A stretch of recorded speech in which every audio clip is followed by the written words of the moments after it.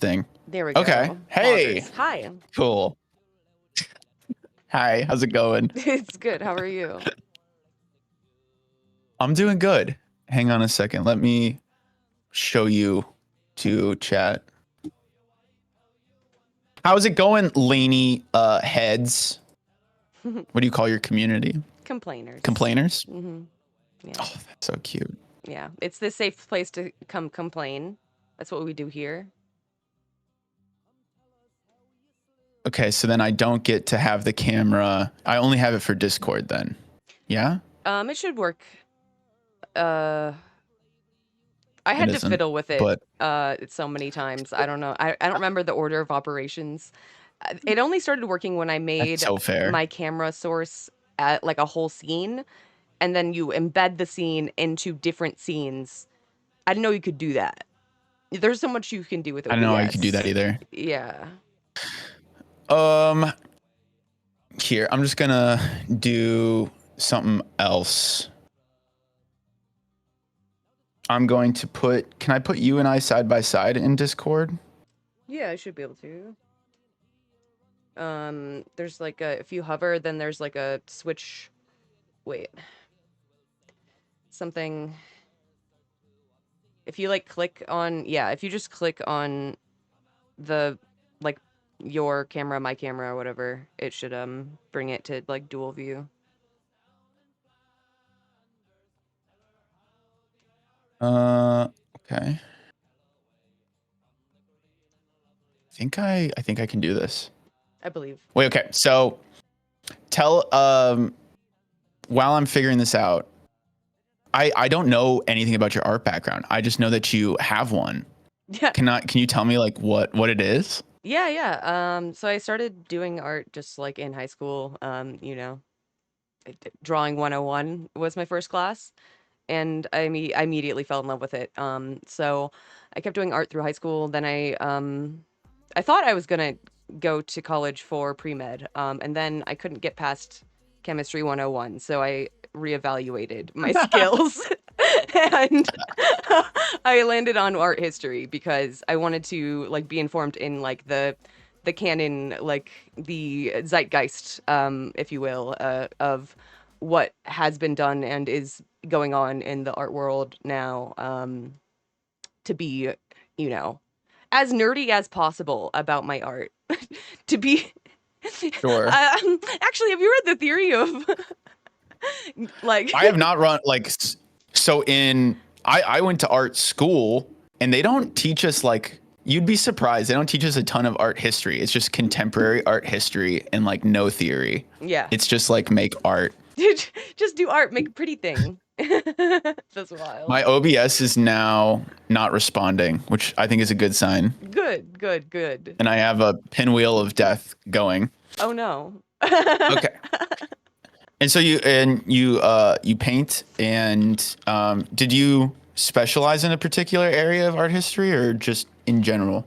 It was pretty generalized, although I did take quite a lot of classes on the French Revolution, A, because there were a lot of classes offered on it, and B, because I think it's really interesting. Just as a period, a lot of things were shifting up, not just in the art world, but like in like socio-economic, global political things. That's cool. Mhm, mhm. Yeah, I think it's useful to look back and appreciate the artists who were quite literally working under the threat of death. Like whether it was Sure. the church or the monarchy, you were definitely risking your entire life if you were writing or making art about it in a critical way at all, even if it's veiled. Um, I can't figure this shit out. I'm so goddamn stupid. no, Discord and OBS is so annoying and hard. What's the issue? We can help. It's just that like, so I can turn off my camera, but I can't bring maybe I can reset it up.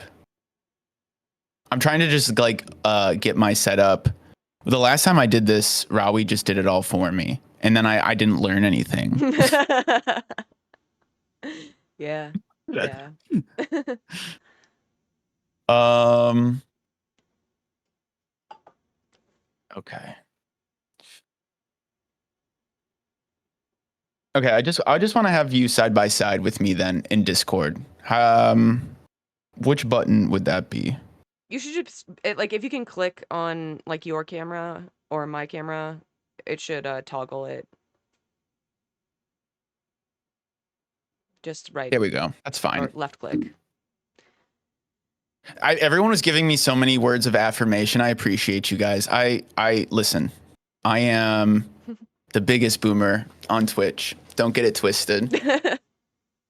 No, it's hard. So we're gonna talk about art and protest. Mhm. Yeah. So that's kind of a philosophical question, as you were saying, right? Yeah. Yeah. I think about this a lot. I think like fundamentally like yes it is. Short answer, long answer, like not always because it, it depends on how it's received. It depends on the intention, the uh the actual like execution of it.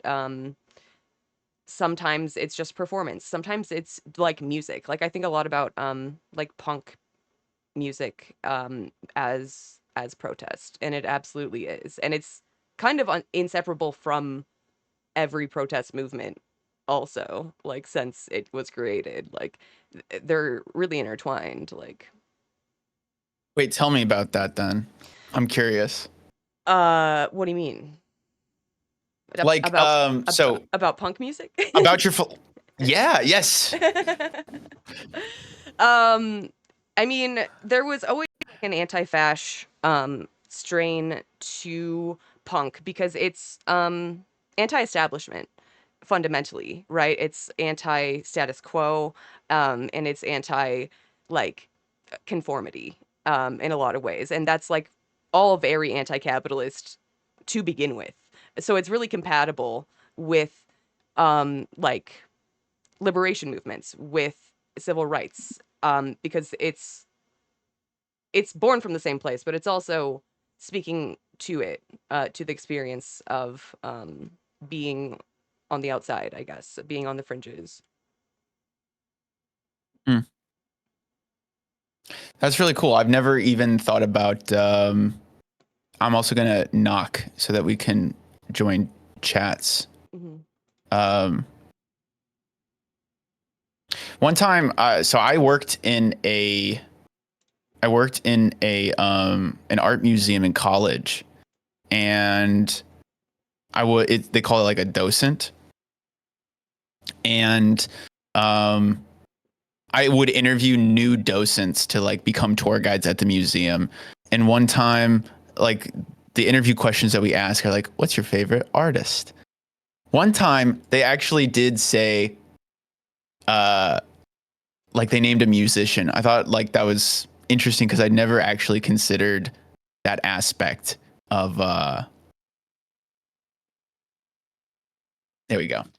I've never considered that aspect of art. So it's interesting that you're saying like punk as protest. The way I was thinking about it too was right when I first asked you about it was there's a lot of visual artists that I like that have anti-colonist, um, anti-colonial sentiments, but I don't think that they would consider themselves to be protesting anything.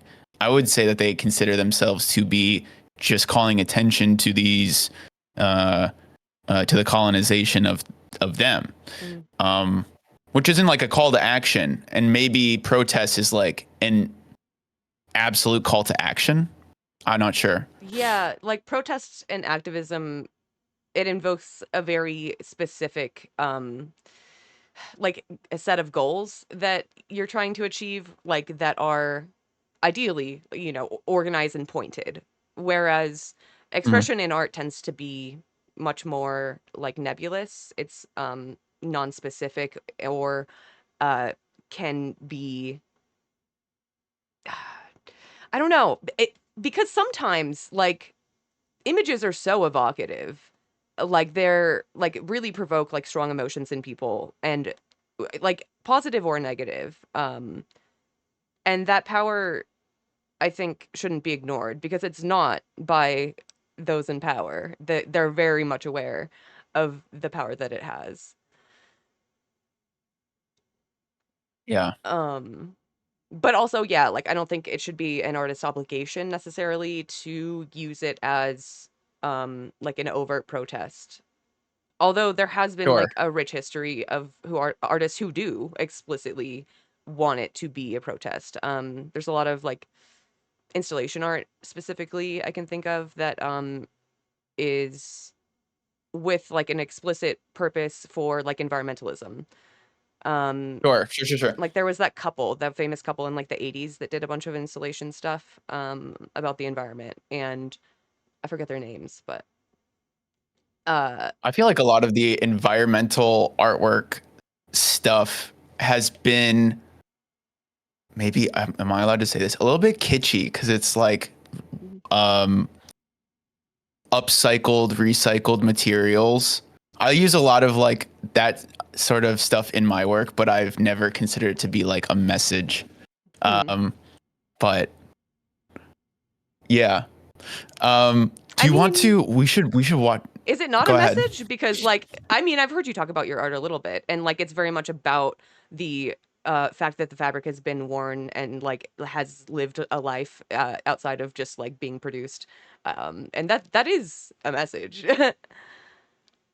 Well, I think about this. So okay, in I had like one seminar that had to do with like theory, and our professor said, do you agree with this statement? All art is political. And me, Hmm. as like, uh, you know, an enlightened whatever, I was like, no, art isn't all political. It's just art, And man. the whole point of the class, yeah, it's just pretty stuff. The whole point of the class is like every piece of artwork is political. Hmm. Every single piece of artwork has a political message. Um, so yeah, in that way, I guess, Interesting. right? I don't think I My agree. Like, I think you yeah, could yeah. probably So like read something into it with like the historical context and like the biography of the artist, perhaps, but like in and of itself, not always. And I think that's a mistake, actually. I found it to be like an interesting philosophy. I think there's definitely stuff that resists it, but if you analyze it through that lens, then yeah, right. My artwork does use uh, clothing, worn clothing, because for me, if I access that material, I bring in with it the the connotation of like the person themselves, like they become part of my artwork in a way, Mm. right? So I never had thought about it as like an environmental message. I thought about it more as like connecting, like relationships, people connecting to other people, which could be political, I guess. Yeah. But yeah, I mean, everything is kind of political. And like not to like be the meme, but like it really is. Like the be the meme. we live in a society and like we everything we do is in relation to one another, and like it has like a like a structure, and like maybe it's not always relevant or useful or like part of the work, but like I do think it's interesting. So let me ask you the age old question. Do you think that art can be separated from the artist? No. I was so afraid you were gonna ask me about Can you Kanye. can you appreciate? Well, I'm kind of getting to that. Can you still listen? Can you still listen to Stronger without feeling guilty? No, no, I can't. No.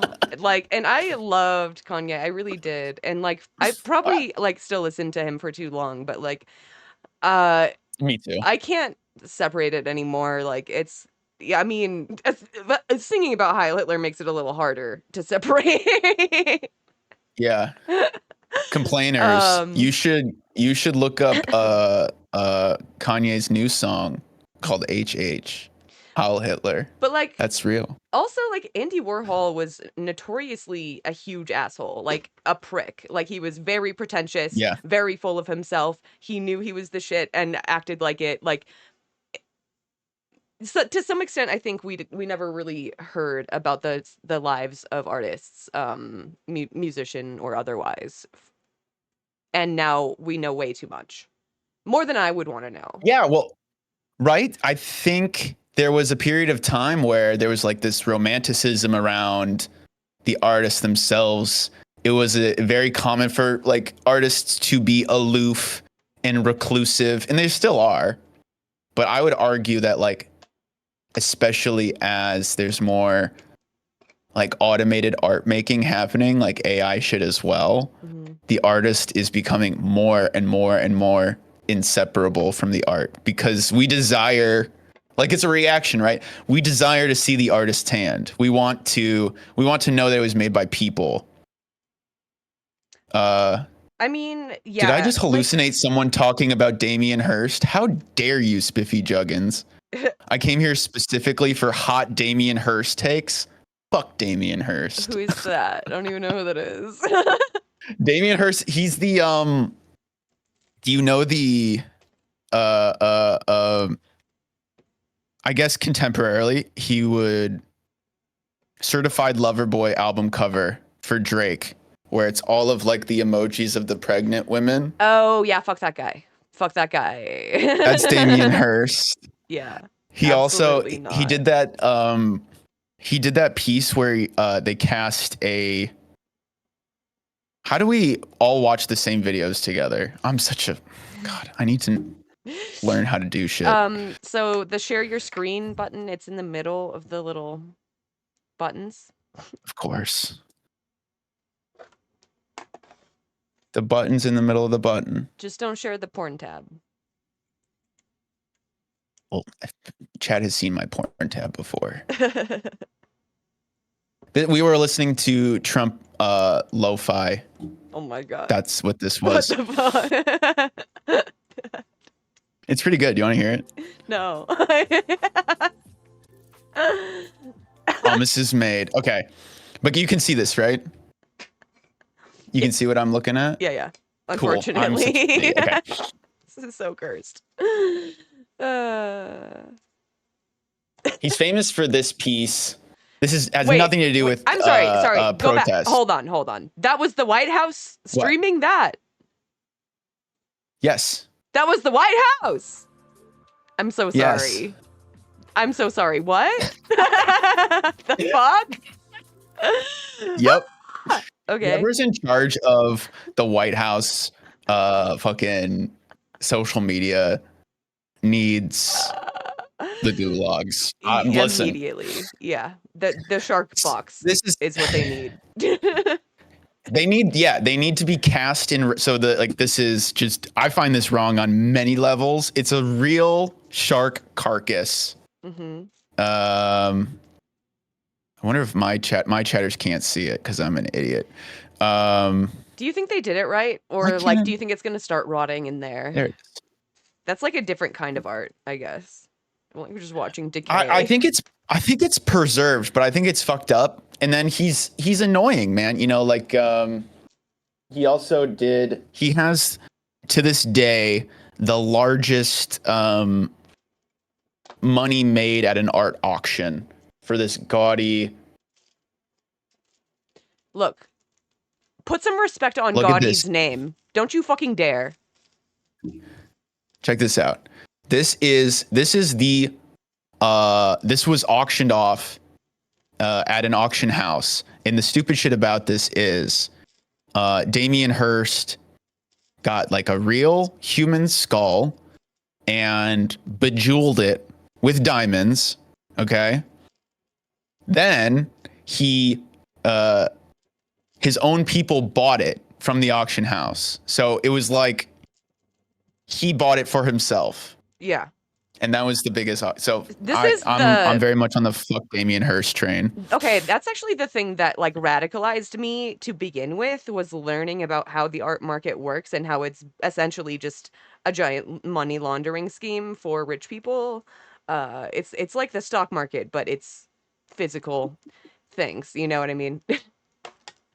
But that's what, like, listen, if there's any drug kingpins in my chat or in Laney's chat, please launder your money through my artwork. Please. Mhm. I'm begging you to hide your ill-gotten gains by purchasing some JFK originals. That's Yeah. what I'm saying. Yeah, no, I've got plenty. And you would be getting in on the ground floor.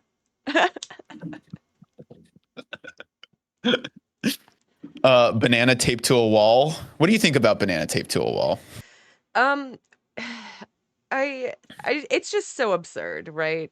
And I kind of love the absurdity. Wasn't it just a prank? If I remember correctly, someone did it as a prank and then it sold, actually. Um, I I don't know the full story. Maybe a chatter knows, but I'm pretty sure there was like one artist that taped it to the wall, and then there was another artist that did like a performance or the same one where they took it off the wall and ate it. I thought Like, the first one was just like a random museum goer that like was doing like a social experiment or something. I might oh, be that would be even funnier. I I might would be support it if remembering. that was the case. I might be remembering wrong, but I think The buyer ate it. Okay. Malteser said so. Interesting. yeah. I mean, that's Listen, I like artists that push the boundaries of what is considered art for sure. Like you could go to like Duchamp with the urinal.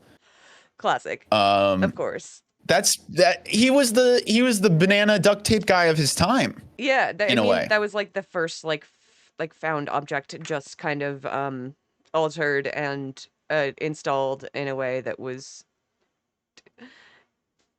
you know, like art accepted as an exhibit. But I like mean, so this is the for kind of shit that makes people think art isn't serious or like means nothing, right? Like, and there is like a certain like collapse of meaning in postmodernism, which is where we are.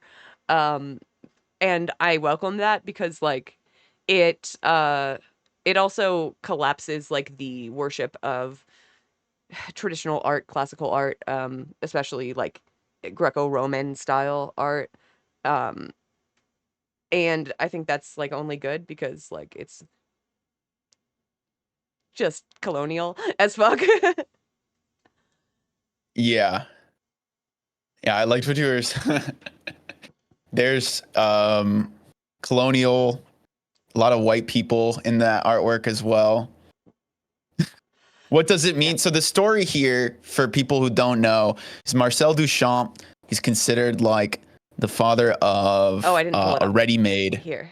Sorry, chat. Ready-made being like what it is. So he entered this piece into an art competition under a pseudonym R. Mutt, and it was rejected from the competition because they said it wasn't art. And that started a dialogue of what is art. So this piece called Fountain, there's like hundreds of them because he could churn them out like hotcakes. And yeah, it's just a urinal with his signature on it. What does it mean? It means what is art? Yeah, I mean, it's kind of taking the piss on art, really, is what it is. Was the pun intended there? I think, yeah, a little bit. Um, it's uh, it's calling attention to the like there was commentary on the art that goes into creating everyday objects that like we don't really think about, and B, like the fact that like the artist's hand is the thing that turns it and a canvas into a work of art. Um, sort of like an ontological question, I guess. Yeah. But let's let's watch something. You do we want to start with the one that you had? Or yours. I mean, either way. Yeah. Let's do Gorilla Girls. They're my favorite. They're great. All right, chat. This is. There we go. This is Art21, which anyone can.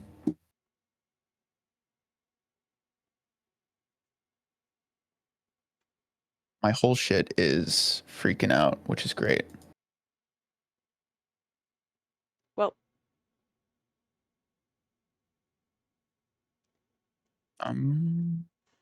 like this one? the stock market with even less regulations. Exactly. Yeah. Like you can do anything with art. Like you just need to get like an appraiser who will value your art at higher and higher each year, or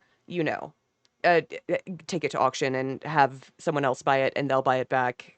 Kind of, yeah, it's just laundering. Yeah, like it's like NFTs, but FTs.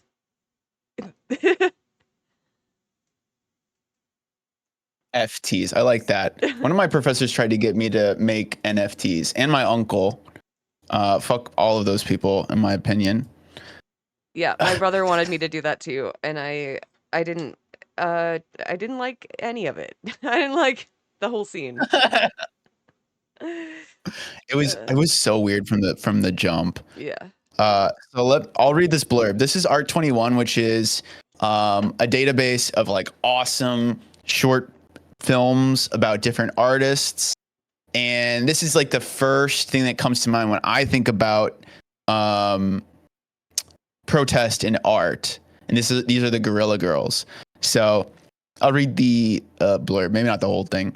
Clad in all black, their faces obscured with oversized gorilla masks, Frida Kahlo and Kathy Kolowitz take on the streets as Guerrilla Girls to engage in their in the public in their decades-long battle against discrimination in the art world. Kahlo and Kolowitz, pseudonyms adopted by the artists while acting as Guerrilla Girls, have been members of the artist activist collective since the founding in 1985. Tracing the story of the Guerrilla Girls through nearly 4 decades of art and activism, the film explores the continued relevance and impact of their fight for equality. Kathy Kolowitz is one of my favorite artists, by the way. She was a survivor of the Holocaust and made a lot of art surrounding it about like the grief and loss, and it's really dark stuff, but it's gorgeous. I'm not familiar. I think it's cool that like the pseudonyms that all the Guerrilla Girls have are famous women in art. Yeah. Which is cool. Very cool. I had a professor where there was like an ongoing joke that like we kind of thought that she was a Guerrilla Girl because they came to talk at our school. It's like, how do you line that up? Right. So I won't dox her, but I'm pretty sure she's a Guerrilla Girl. Dude, we need to bring this back because like it's so cool how they like moved kind of in secret at like behind the scenes and like got everyone platformed. Yeah. So you hear got the audio? Yeah. Cool. And let me know when you want to when and if you want to pause. Art appreciation. It implies that you're just there awestruck and whatever you're being fed, you appreciate.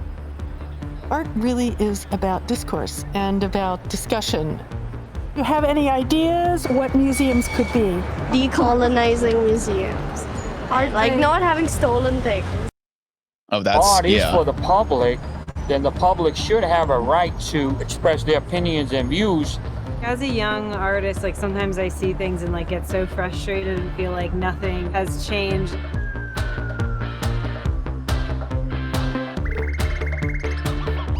Okay, quick pause. I don't know if you know this, but all of my like press releases and like the like art around my FemNB Twitch coalition, it's based on the Guerrilla Girls. Like I'm using their aesthetic, I'm using the same font, like I'm using exactly the same shit. I didn't know that. Yeah. That's sick. Yeah. Dude, I love that. Hell yeah. When racism and sexism are no longer fashionable, what will your art collection be worth? A public service message from the Guerrilla Girls. From the very beginning, We have been fighting against sexism, racism, and the death hold that wealthy people and wealthy institutions have on art and culture. $40 million, 1506. The Guerrilla Girls will complain about anything that pisses them off, and they always do it in an unexpected way. What the artist has to say about things other than his or her art has not always been considered that important by the arbiters of the art world. And the Guerrilla Girls were at the forefront of doing that starting in the 1980s. The power of the Guerrilla Girls' work was that whenever I looked at their material, I felt implicated. It wasn't somebody else's problem, it was my problem. There's an artist that it's the same one I sent you last night. Had a similar philosophy that like a goal of the artist should be to implicate the viewer within the artwork itself, and like not make them a bystander, but make them like culpable in a way, right? Especially if you're trying to like pass on some sort of message. And here it's like, it is that there is not enough female representation in the art world, especially at these high-end galleries, these high-end museums. For the guy that I sent you, it was, right, he's making artwork about colonization, and it's humorous in nature. So he was like, if you laugh, then you are guilty. You are part of, you like, but in a way, like, I'm bringing you into the conversation. Yeah, like a call in. So like, it's Yeah. interesting. Yeah. Exactly. Not to make you like feel shitty, but I do wonder, you know. kind of what the reception of this would be today, because I feel like the political climate was a little different. Not to like romanticize or whatever, but like this was writing off of the peak of third wave feminism, and there was like active civil rights happening, and like I guess the struggle never ended, but it feels less how do I say, momentous in a way. It's hard to like say when you're inside of like what might be a revolution or whatever, but like they were working in a certain milieu. No, totally. I think like this is something that I wanted to like ask you near the end, because Guerrilla Girls art has now ended up in like their protest artwork, spoiler chat, is ended up in galleries. So like, and it's a similar story with Banksy, which we'll talk about as well. Like, does that not, what does that do to the message? I feel like it's a full disservice to what the point of the artwork was, but I'm not sure. I guess in this context, at least it's getting more eyeballs, and so then the messages are more obvious. I think the commodification is a net negative. Like it was sort of their goal, right, to get into the museum, right? But like not, I think, in this way where it just becomes another part of the collection and nothing really changes, because spoiler again, it's still not equal representation in museums. Yeah. It is crazy that you know, I've taken a lot of art classes. I'm usually the only man, but if you look at who is displayed in art galleries, men are overrepresented. And I'm like in still to this day, right? Right. There was a YouTuber that we watched. This would piss you off. I'm gonna send it to you if I could find it again. There's a YouTuber that argued that there's no great female artists and was asking like why. And I was like, what does that even fucking mean? Like, I can name 7 right now. I can name 30 right now. I actually have that saved. I did. I'm gonna watch that, and I'm sure it's gonna make me so mad. Okay, good. Because like, yeah, obviously there fucking have been. You're kind of doing a self-report, like. No, for real. I'm sorry, but like Frida Kahlo is a household name. Georgia O'Keeffe is a household name. What are you talking about? What are you smoking? Right. Like there's certainly, anyway, 2 minutes in, let's go.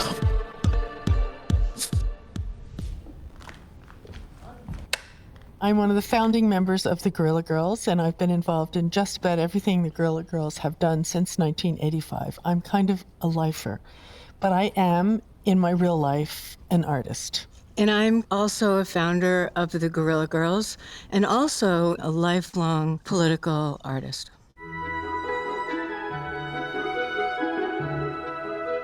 In fall of 1984, the Museum of Modern Art did this exhibition, an international survey of painting and sculpture.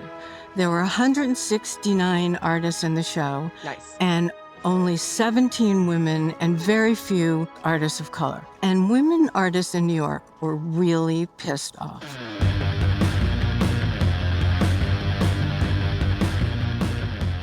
We were educated to sort of respect all the institutions and the people that were making decisions and the people who were writing art history. But it dawned on us that it was filled with its own biases and limitations. We're marching in a picket line in front of the Museum of Modern Art, and we realize not one person going into the museum cares. I'm sorry, real quick. Yeah. I think we No, please. Yeah. we still don't know who they are, right?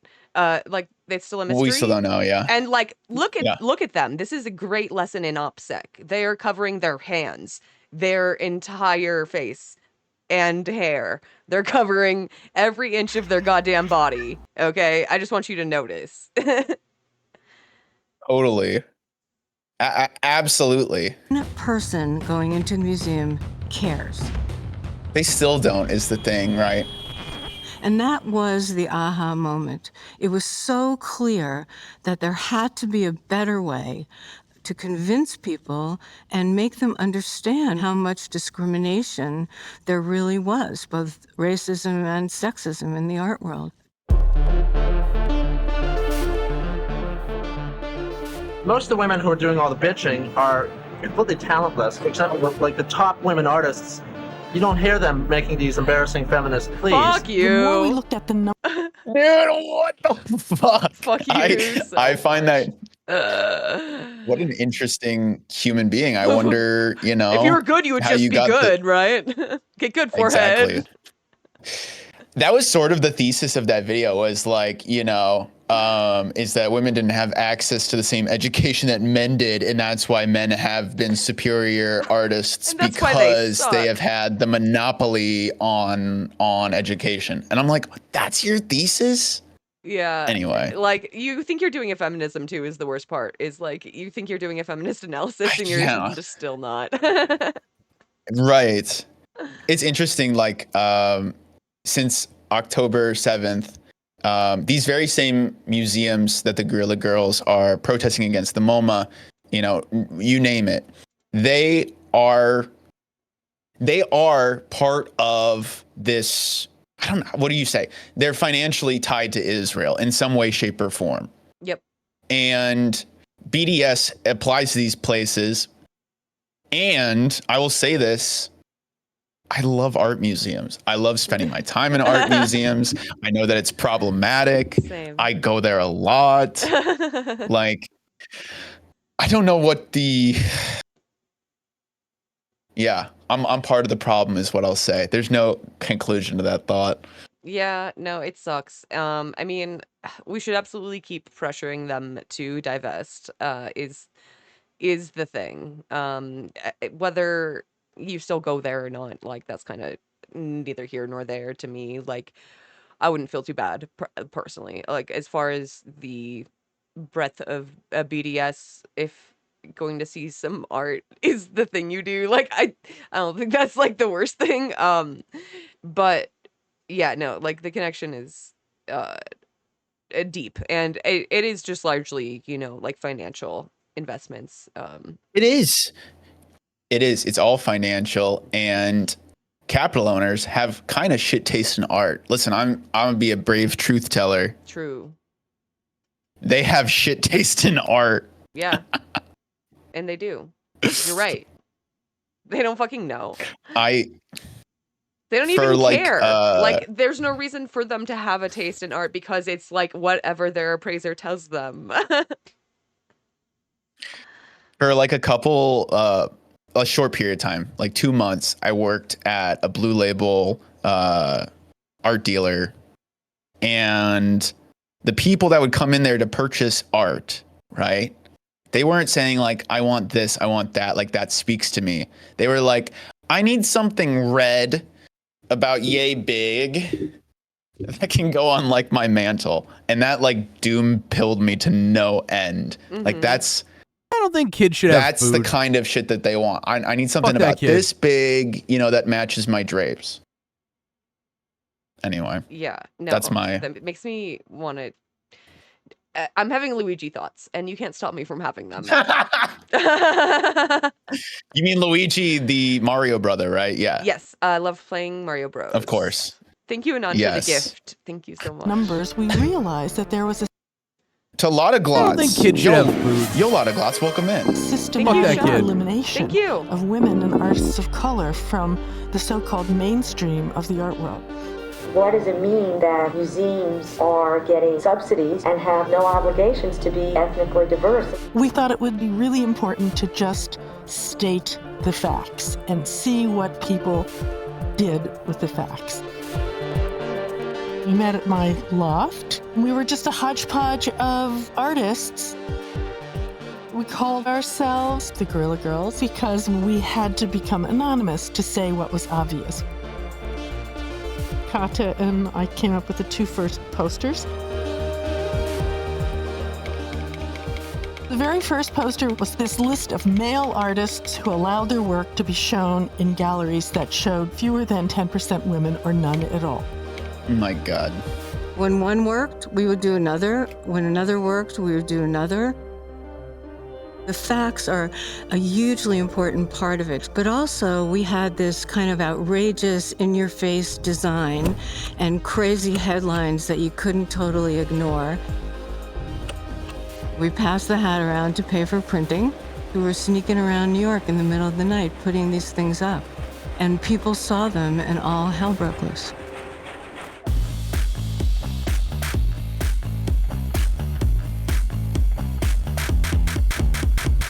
We mostly did them in Soho and the East Village, which were the big art neighborhoods of that time. So we put these posters up on the gallery windows, right below the name of the gallery.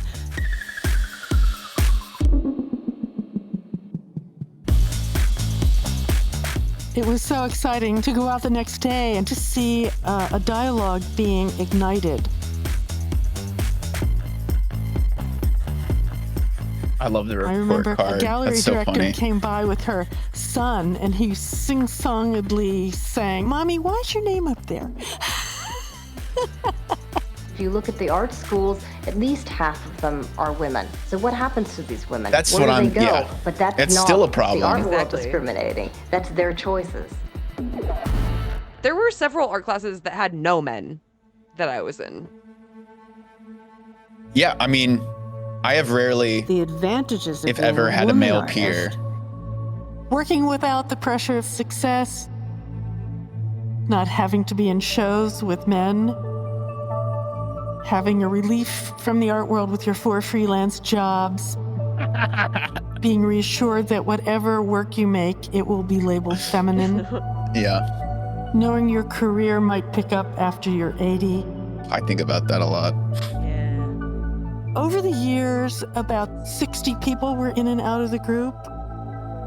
Collaboration was wonderful when it worked. It was painful when it didn't work. We didn't understand where it would go, but we knew that what we were saying, moment to moment, was something that was irrefutable.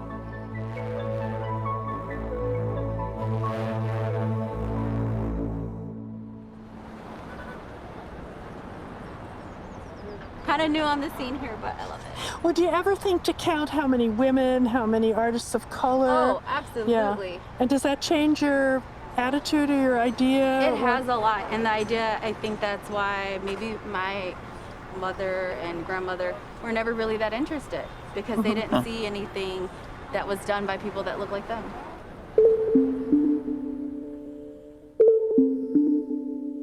I always felt distance from the socioeconomics in the art world.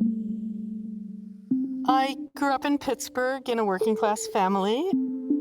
There was a lot of trauma in my family with parents dying and getting sick, and I had a lot to take care of. So I really never felt the freedom to rebel in my adolescence. I grew up in New York City. I was an activist in my teens, and I got kicked out of college for being in a demonstration, and that kind of pushing the envelope has always been my life, and it's always been the kind of art I do. Sounds I was familiar. uncomfortable with this idea I wonder. that there's a level That must playing have field been like because it was not. Vietnam, right? It must have been. And this is what makes me think that like my former professor was a guerrilla girl, because she was also part of an art collective. She was also making protest artwork. And I'm like, But yeah, it's gotta be Vietnam or And her name is apartheid Dr. South Right Africa. Yeah. Now. I love the fact that there are these like little old ladies like fucking being cool and I don't. Yeah, I don't know. no. experience in My life or my in the art advisor world. in college was, I think, not maybe a guerrilla girl, but like was absolutely politically engaged and like always on the right side of things. And like that's why she literally taught the French Revolution, is because it's so important. Yeah. So the minute I felt the freedom to criticize it, it was wonderful. It was great. It opened up a whole part of my brain.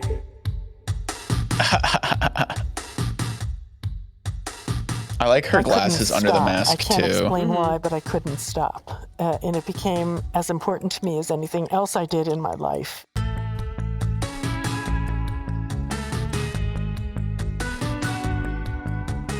Those of us who were Yeah, that's. I like. Do women have to be naked to get into the Met Museum? Less than 5% of the artists in the modern arts section are women, but 85% of the nudes are female.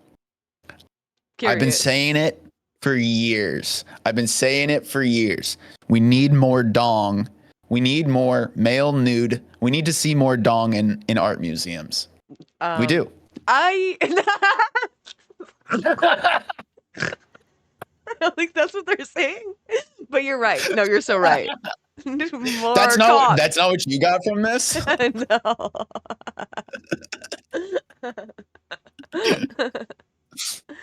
fairly left out of the system. It was like a breath of fresh air. It seemed daring, it seemed exciting. And the people on the posters were really pissed off. They now feel they have to contend with us as a power. And it's very bizarre to be at a point where I get more respect with a gorilla mask on than I get with it off.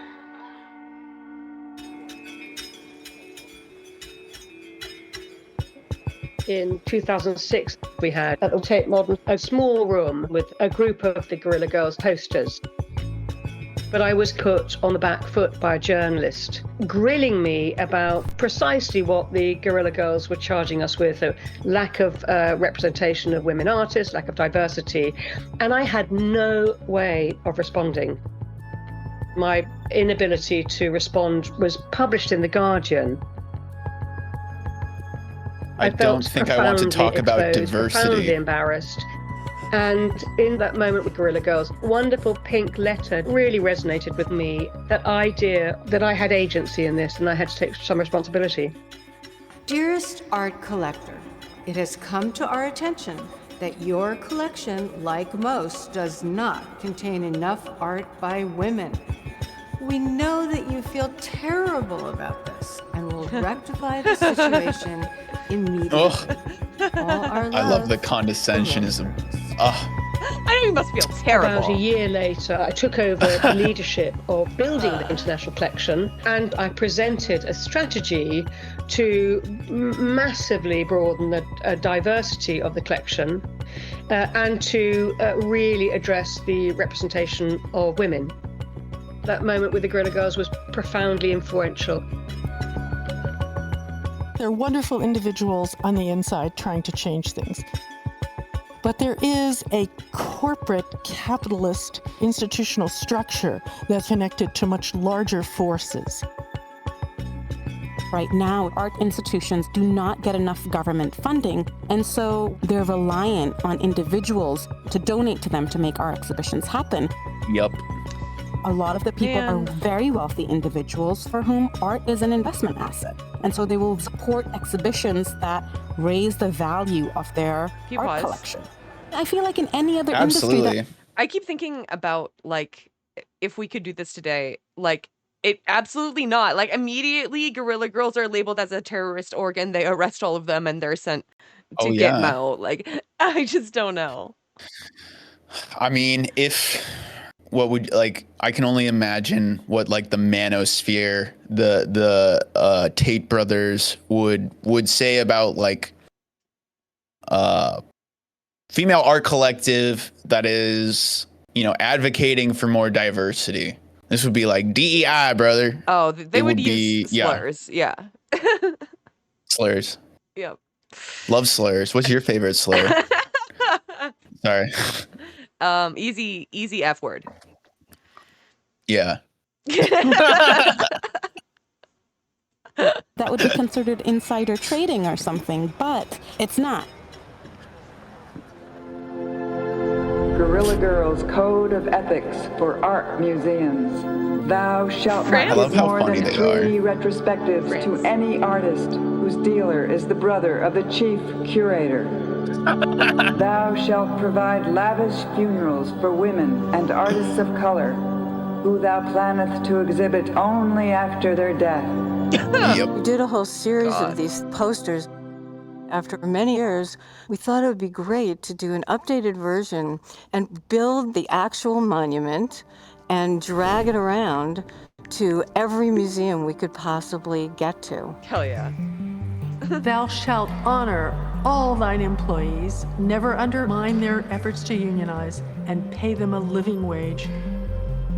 Thou shalt banish board members who make the world a worse place. All of If them? thou None of them did exhibiteth that. Yeah. At least in New York. Expensive art, bought at super fancy galleries and donated by super rich collectors for super big tax deductions, thou must rename it thyself the Museum of Super Rich People's Art. The dismay. Everybody, this is a monument we think needs to be outside every single museum. So who wants to talk? The public has no say whatsoever. They just go and look at their art. Yeah. What these museums are doing is they basically turn it into a business. You Insightful. are now an honorary. Basically. Yeah. Yeah, Let's go. it is kind of a business. Now I think in a lot of these Wow. institutions they've clung on to the fact. Like, what would be? I'm curious. Then, like, if we had Utopia, would it be? I no, just like in general. The commodification of this shit just makes it all slimy and nasty. And I think the public should have a say in what gets shown. Yeah. But there is no funding for the arts. There is no funding for the arts. Quite literally none. I mean, Yeah. starving artists is not only just a joke, it's true. Mhm. You have to have already had wealth and capital in order to have an ounce of a chance getting found and noticed and taken up in these prestigious, places. 100%. I find it endlessly infuriating. Like, it has nothing to do with the quality of your work. It has to do with how big your trust fund is. Yeah, absolutely. And this is why we need communism, right? Because like if we just had like an art collective that we could like all like mutually own and decide what gets shown, that would be objectively better. Objectively. Yeah. Yeah. Fact that it's trendy to be like putting art out there that is promoting social justice, but when you look at what they're actually doing in practice, it doesn't support those ideals. Oh, I agree. We think that trustees should be chosen who make the world a better place. Who are What those? did you see in the museum This today? is okay. This is my Wait, we problem. came to meet Tufa. Is like the idea that you could reform the trustees, choose the good ones, the ones that make the world a better place, the good capitalists. Yeah. Who determines who those people are is a good question. Yeah, like I don't. I can't think of a I single want one. AOC to be the trustee. I think the only trustee. I don't even. I Not don't even know. her. Not even her. Like, I don't think it should. I don't think it should be run by any board, perhaps at Yeah. all. Maybe the board shouldn't exist. You know, it stops short of what we need to do. Actually, Yeah. I think this is right. This is how shit doesn't get solved. Is we do try the very same. Well, I don't know. We use the very same tools in order to liberate ourselves that have subjugated ourselves. Like it's not going to work. you will It's not, not going to work free in yourself reverse. with the master's tools. Is the thing? Yes. Yeah. Oh, that's Yeah, so we great. saw it on your Instagram. I'll be right back. I consider my art guerrilla Yeah. art. But like I like put a poster up in my city in India and stuff like that about mental health. And, That's yeah. wonderful. This is great. Oh my gosh. Thank you. All right, chat. Let's talk mad shit about Lainey. Number one. Help me out, chat. Help me out. She.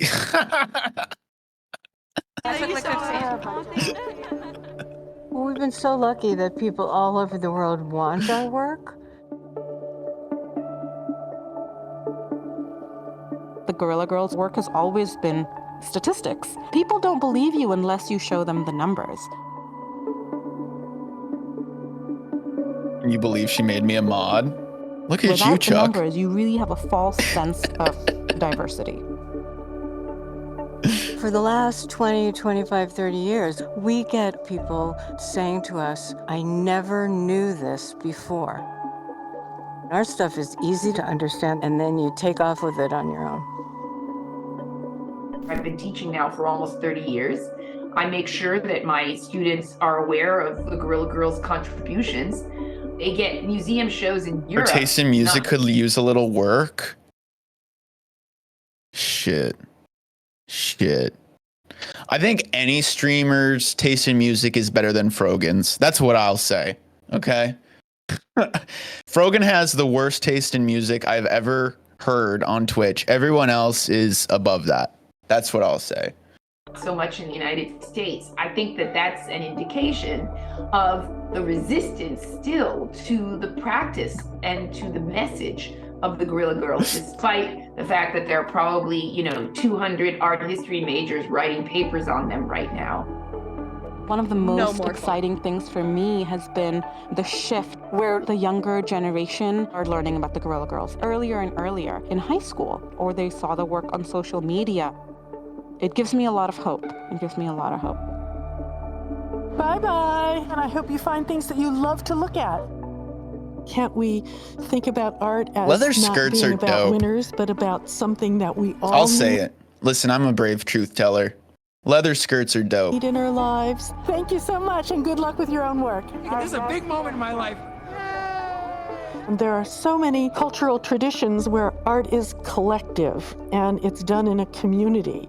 And artists work together. They might do individual work, but they somehow present a kinder idea of what it means to have a creative life.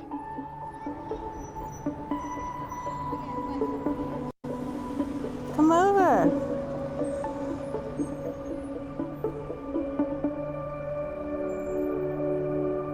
So I wonder about this, and I'm curious what Lainey thinks, is in order to get their message across, they do this sort of, guerrilla-esque technique of showing up with like a pop-up with like a message, or I really like, the, what is it called? The wheat paste posters I think are really cool. And provocative. I don't know if having the Guerrilla Girls featured in the very same institutions they're critiquing, I feel like that undermines their message on some level. And I'm not sure. I think it is disruptive, certainly, to go into a gallery and see artwork that critiques that very same gallery, but I read it in a different lens. It's like Disney making Andor or some shit like that, right? Yeah. Do you know what I mean? Yeah, I hadn't really thought about it that way. I think it can't be the only answer, like the end goal in of itself to just kind of like sow seeds of doubt or something. Like it's a reformist position, and this is like my critique of them largely is that like the liberal feminism got to them in the end, even though like a lot of the things they are advocating for are intersectional. They're pro-labor, they are like actually sort of communist. They like fail to like go the full way of like we need to dismantle capitalism as a whole. And like it I don't know, it was a limited like scope project in that way. Like it was a targeted thing, and maybe that's what gave it its power. But also yeah, like it does kind of Can you cheapen change it. from within? Right. I don't think so. You know, I think yeah, you got to tear the whole thing down. Unless like from the within is like you're like becoming the board of directors of the MoMA or something like. Sure. I don't Yeah. know. It does. I feel like it does cheapen the message for it to just be there. You know, like It makes it's such an interesting thing because like here we are on Twitch, you know, a platform owned by Amazon. How about, I don't know. I'll say this. The art world is so interwoven into the capitalist structure, from art schools being art schools will churn out, this is so mean, but it's true, baristas. They will churn out, people who are working for freelance jobs. And they don't provide you a way of like living as an artist. dude, I went So from instead, art what their history goal is, degree to working in a weed farm. So right? So the goal for art school is for them to just make a fuck ton of money. And then the only people that end up in these high-end galleries are the people who went to like, RISD or, SCAD or, MICA or whatever the fuck. Like you have to go to the correct college and you have to have the correct background. And then once you're there, the people who are your audience, the art collectors, have shit taste, and they're the very same people that, but at the end of the day, like artists dream of being discovered in that way and being chosen in that way, me included. As far as I can tell, no alternative for artists besides more like underground scenes that are certainly like, if you end up in like a cool underground space, that's awesome, but it doesn't have the same reach. And, I don't know. yeah, it's frustrating, I is mean, what I'll say. no ethical consumption means no ethical art production, I guess, too, right? Like there's not like a lot of like avenues for like an anti-capitalist like way to sell art. Like what is anyone even doing, right? Like they have their own website, or they're selling through like Redbubble or some shit, like Etsy, etc. And it's all completely consumed by capitalism. And like I don't think it can be. Man, there was this video by some bread tuber, I forgot her name, but it was like art won't save us from capitalism is the title. Oh, that sounds like I love that title. It's a great video. It's a good one. And I went in so mad, like, yes, it will. Shut up. You can't. It will. It will. And no, she's absolutely right, because like it can't in and of itself grind the gears to a halt. But like I do think it's important for our souls and like for the longevity of the movement for it to exist, especially like, you know, like anti-capitalist art.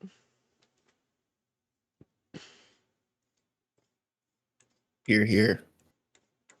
I think overall, I do like the Guerrilla Girls for what they represent, even if there is like flaw.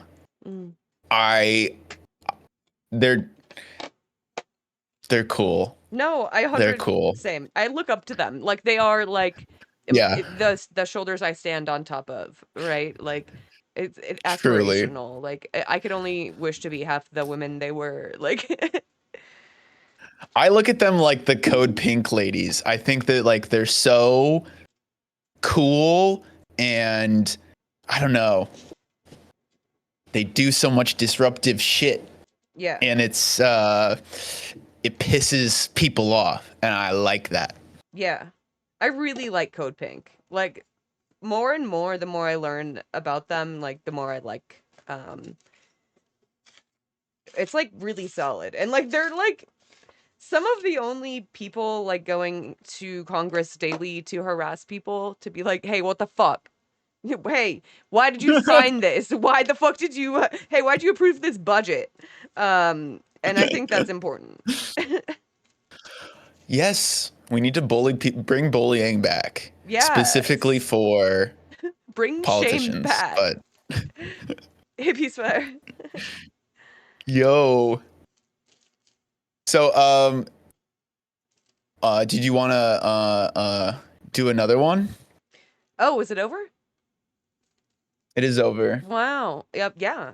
Yeah. The one I recommended was actually like basically the same thing. It's the same thing, but different people, different stories. There's going to be some overlap, but I think it's like still worth watching. I'm here for it. I could talk forever about anything. Cool.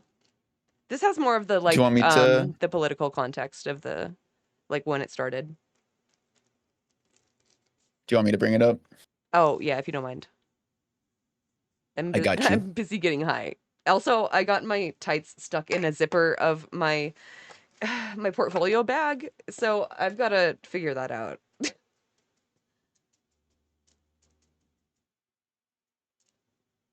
I sent you the same thing so many times. That's just how I be. Look. Had to make sure.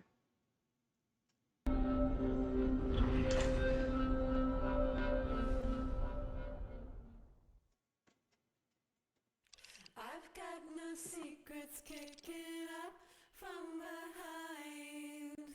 We keep no secrets, we play right in time. Your time is gonna come. I think I hear it now. Drive safe, Chuck. In the late 1960s, a few women artists formed a coalition and named it WAR, Women Artists in Revolution.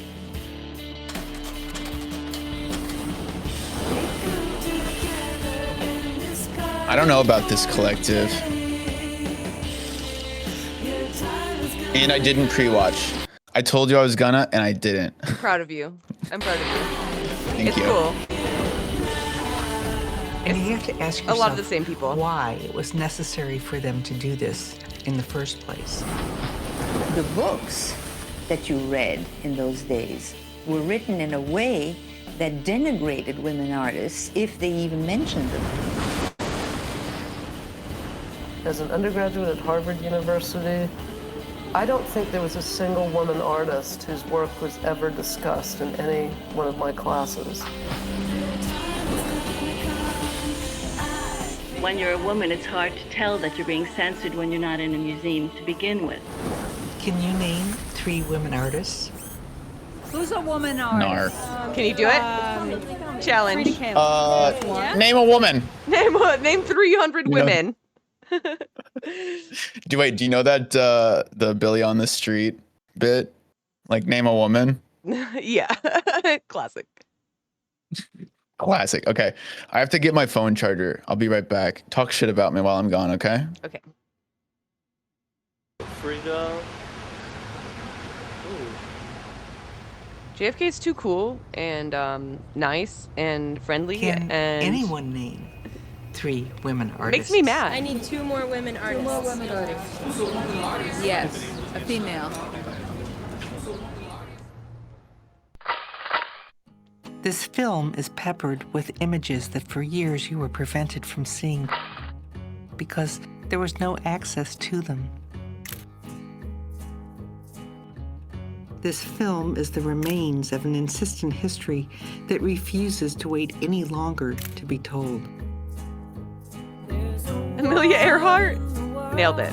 Yes, there is. Yes, there is. There's a war in the world. Yes, there is. 1968. 1 year after the Summer of Love, America was still in Vietnam. While at home, the Black Panthers, civil rights, and free speech movements were only part of the subterranean agitations. Another revolution was in progress. There was a moral fervor to gather the fractured, displaced, and scattered remnants of the conditions of obscurity. I was a freshly radicalized graduate student at Berkeley during the free speech movement. I came from Cleveland and was expected to return. But after Berkeley, there was no turning back. I felt an urgency to capture that moment, to hold on to that experience. I wasn't about to trust my own memory, which was fragile even then. So with a borrowed camera, I shot people that came through my living room, right here on this very sofa 35 years ago. One of the earliest feminist demonstrations was staged at the 1968 Miss America contest, which was a symbol for women who measured up or didn't measure up to artificial standards. Ew. I'd say ban all pageants. Nasty. weighs 125 pounds, Ugh. measures 36, 24. Ugh. Police arrested a Dude, young woman I'm inside the 5'7". Atlanta City Convention Hall. I weigh 140. The woman was spraying a foul-smelling vapor about 20 yards from the end of the runway. That's crazy.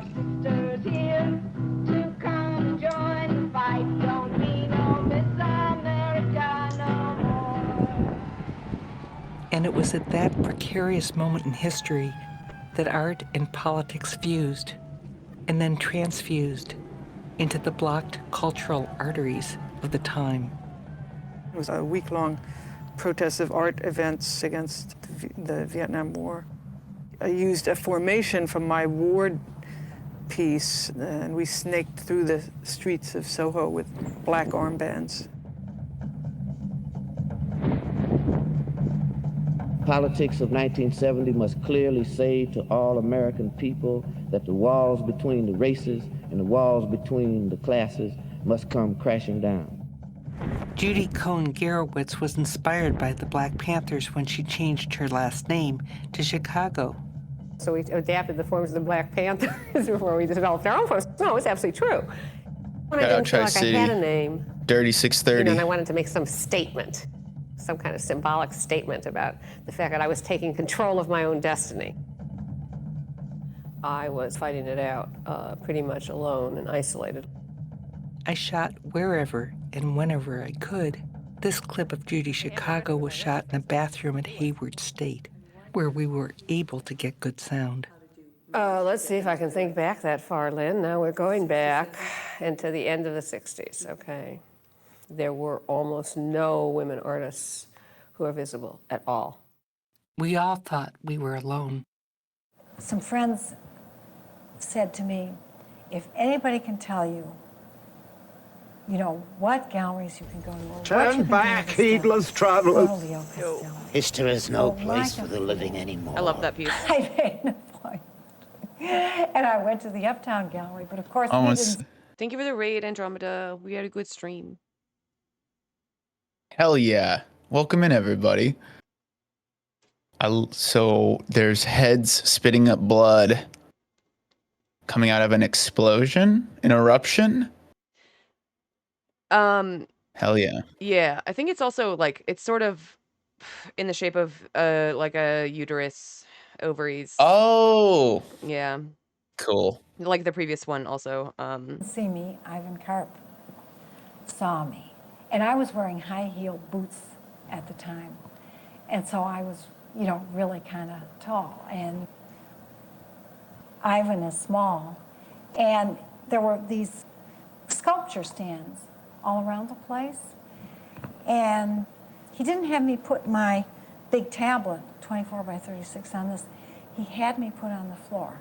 So every time I turned a page, it was like I was genuflecting to this guy. You know, I felt humiliated. And then he said, what'd you bring these to me for? I learned to, I don't know, look into a lot of facets of the real world and what it meant to be a woman artist in the society and in the art world.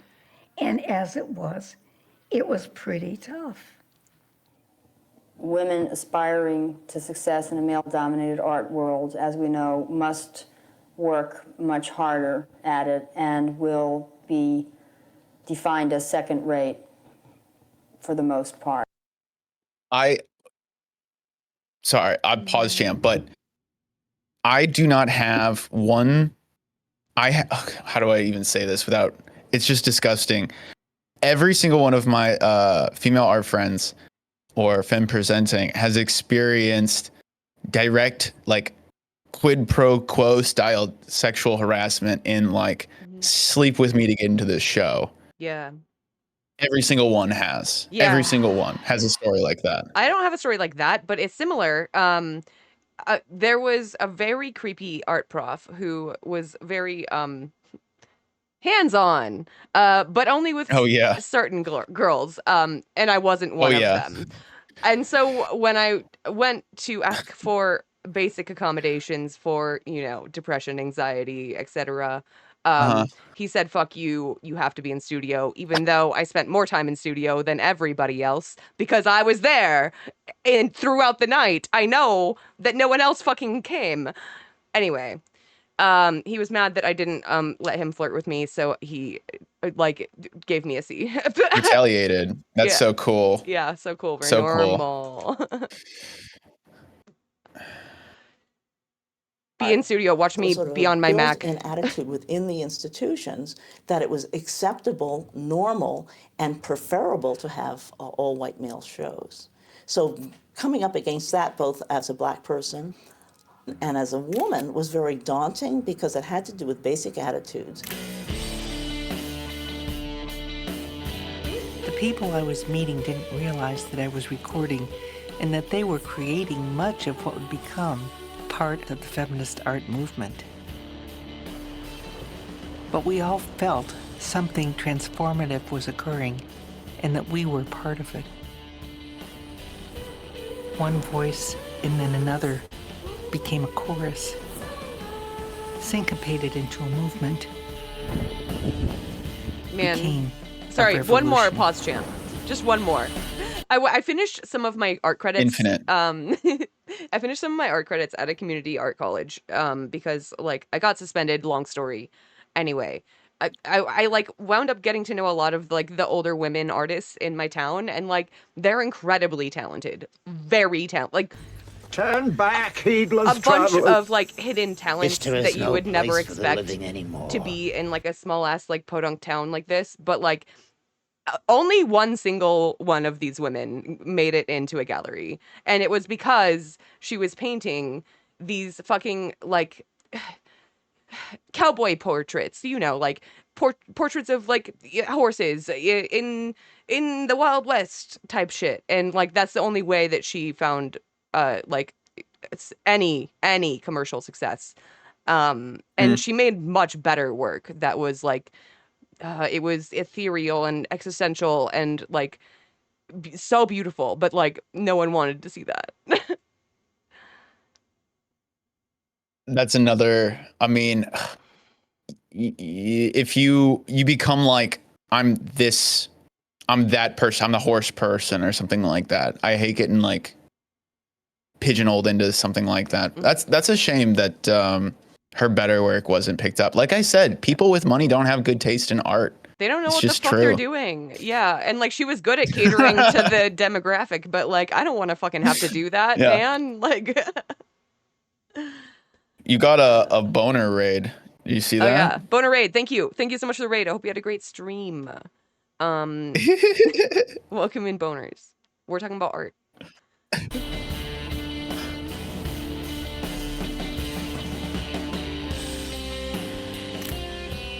These works are relics of resistance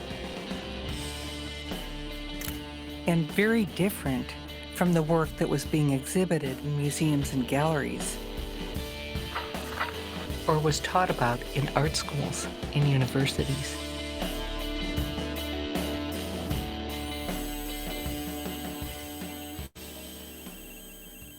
Minimalism was the prevailing tendency at that time. The whole ethos of minimalist art was to arrive at an ever purer notion of what an object could be. I stepped forth from the university trying to figure out how, trained as a minimalist painter, I was going to make my work relevant to people I loved and cared about. And there was that incredible disjunction at that point between content and the notion of making art. In other words, art was contentless. It was free and devoid of politics. And that was a higher form. When you have a culture in a state of grave agitation, where people are marching by the hundreds of thousands in the streets, and the leading artistic activity of the day is mute because of the way that that art is construed as an intellectual pursuit. The growing tensions between minimal and feminist art are expressed in this performance, where one artist represents minimal art and the other feminist art, as they wrestle for domination this reminds me. to the background drone of Was minimal it? art rhetoric. Was it actually? I think it may have been Code Pink who did the demonstration of like pretending to be martyrs in the street of like New York or something. I don't know if you remember this. Yeah. This reminds me of that. Just as a side note. I know what you're talking about. I think it was Code Pink that did that. And like it was seen. I don't know. Some people think it's cringe, but like performance shit. There's some performance that's fun. Good, like a Diane, yeah. Art had reached an impasse that American culture was already breaking through. There had to be an invention of a new kind of art, and that's exactly when feminism starts in the art world.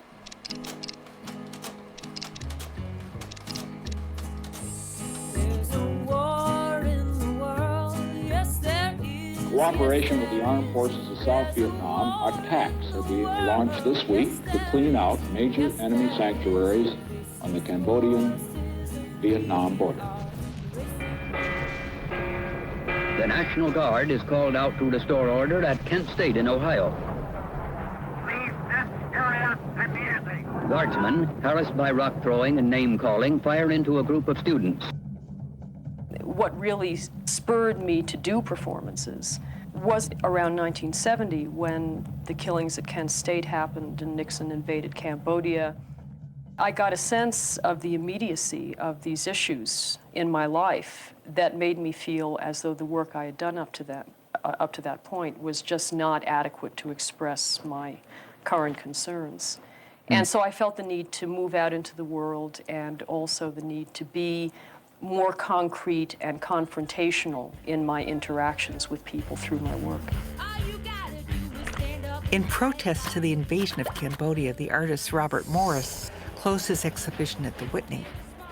Robert Rauschenberg and Carl Andre withdrew their work from the Venice Biennale, and together they opened a Biennale in Exile in New York City. Oh, but the I artists didn't know in this that. exhibition I've never really cared for Rauschenberg. It's good to know that he had a conscience. Yeah. I liked Only him, white but men. yeah. They said, this show can't include women. Well, we just got mad and we said, we're mad. We're not taking it anymore. Faith contacted the organizers and threatened to demonstrate if they didn't integrate the exhibition. And that was the first action. And that was done by a group called Will the real black stand up? Black Art Liberation. That group was actually just me and my daughter, Michelle Wallace. Those were the days when two people could raise a lot of hell.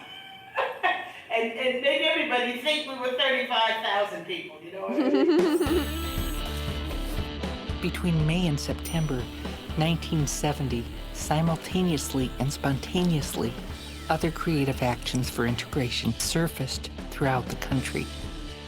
We had already picketed the Corcoran Gallery's biennial for having an all-male exhibition right at the time when people were beginning to have a discussion about this, and we organized that at my house, and the conference used one of my bedrooms as our headquarters.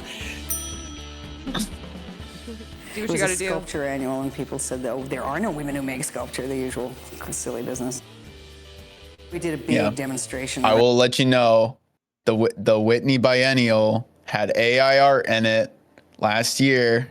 Yeah. Had AI art. I hate that. I What hate do you that think? so much. Oh my god. Wait, can we do a huge fucking like just this biggest unlock ever? Just bring up AI art real Yes. quick. Please, dude. I have takes. Yeah, this is why I'm saying when we first started the stream that what you're gonna see is a knee-jerk reaction to AI art. People are going to want to see the artist's hand. They're going to want to know the artist. They will resist this. I think there would be like a passing fad, but I do not think that AI art will have any longevity whatsoever. I disagree. Like, do you know who created the original iPod ad? The ones with like the bright colors and the silhouettes. Those ones, do you know who made that? Who was the creative designer? Can you name them? We are already completely divorced from the artist. Like no one gives a fuck. Sure. And a lot of people can't tell at all. Sure. You know? So who's your favorite AI artist? I mean, I don't have one. My thing is just I don't think it's going anywhere. I don't think that we're putting the toothpaste back in the tube at this point, and we're gonna have to make our peace with that. I think a lot of people get hung up on the IP of it all, and I don't have a communist argument for IP. I have yet to come across that. Like, of course, artists should be paid and have a living wage, but they already don't have that. So, what are we talking about? Like, art has been dead for a long time, and it's not the fault of AI that it's suddenly commoditized and like made into like just a machinery of production. That's been the case for a long time. Yeah, I think I share your sentiment about IP. That doesn't bother me. I guess it still bothers me, but it's not like at the forefront of my issue with AI art. My issue with AI art is it's like bad. Really bad. Yeah. I mean, it is. It is not good. It's like palpably soulless. And I know that like these, they're trained on other people's artwork, and I know that that's like the critique, right? Whatever it spits out, it all just kind of looks the same to me, like smooth and like, what am I trying to say? I take more offense to like the Hayao Miyazaki, like strictly like I am making this in the form of X artist. I have a huge issue with that. Just from like, Here's my thing. I think Please, people yeah. are putting Miyazaki on a huge fucking pedestal that he doesn't deserve. He's a Totally. good artist. Oh, whoa. I can't deny that. He is a good artist. He was the you know, the brains behind all the great, you understand. I know that. We all I know do. this. However, Yeah. Studio Ghibli in of itself is Disney. That is a corporation. That you are writing for the IP of a corporation right now, and I can't get behind that. A corporation which has a long-standing history of violating the labor laws in Japan. That it's not good.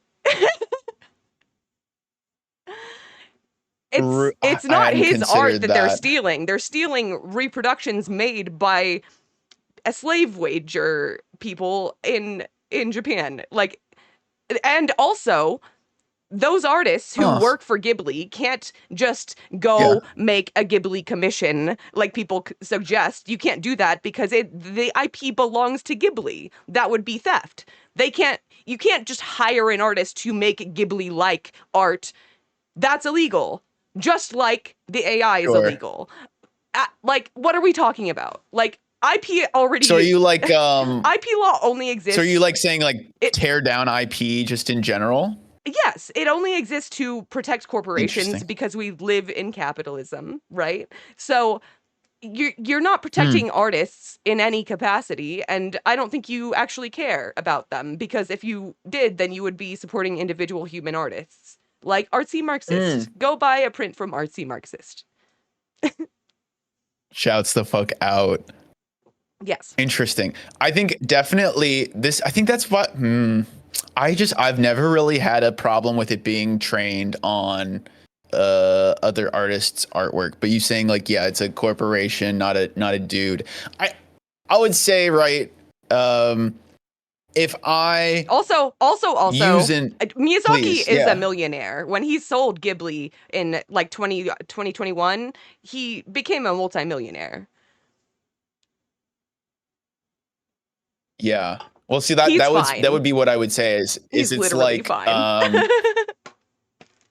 if I tell an AI to make me some art in the style of like Murakami, I don't care that like his like this millionaire's IP is being stolen personally. So you framing it like that is helpful. Why do you think we put Miyazaki on a higher pedestal than other artists? Is it just nostalgia? Nostalgia. I think there's a unique worship of animation and like that. Like it is a new unique medium. It's like one of the newest, right? Like we just made film and then we had animation pretty shortly after. Or I guess animation may have been first. I don't know the history of film that well. Anyway, it's new and like evolving, and I think like he is a good artist. That's not my issue. Like the thing is There's a bit of so Japanophilia. Japanophilia, yeah, for sure. Yeah. I'm reading the chat. So we were looking into like women who have success on Twitch, and it's primarily VTubers who have a lot of like gender equity in representation. And I think that's primarily because men respect art more than they respect women. I'd co-sign that. So, yeah. Not co-sign the sentiment. I'd co-sign the what you said. No, actually, I'm co-signing. That I think art is more valuable than women. Yeah, no, I'm co-signing sexism. I think that's cool now. Well, if there's one thing that people know about JFK, it's he's a sexist. Oh my god. Yeah, but I wonder though, like there's also because like the history of Japan and America is unique, a unique imperialist relationship, and like the media is no exception. I think the influence of Western Empire cannot be understated. And therefore, like the valorization of someone who's very successful in capitalism, such as Miyazaki, is kind of natural.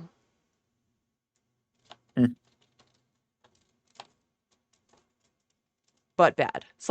I think maybe my reaction was like the White House tweeting out like Miyazaki memes of migrants being deported. Okay, so this is a separate issue, right? Where Totally. the canon of the medium and the meme, I guess, becomes fascist. And it was pretty immediately fascist. And I don't know, there's probably something there. If like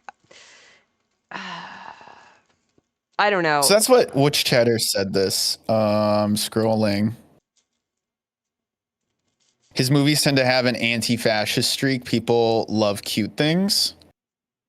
Are they anti-fascist? That's a good question.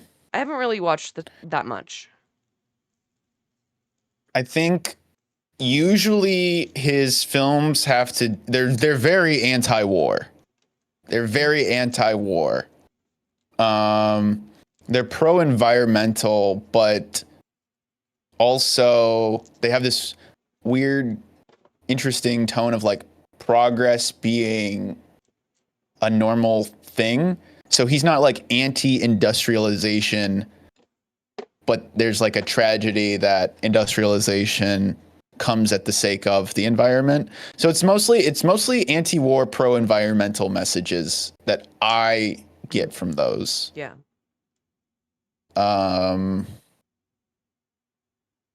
I don't know. Chad, do you know?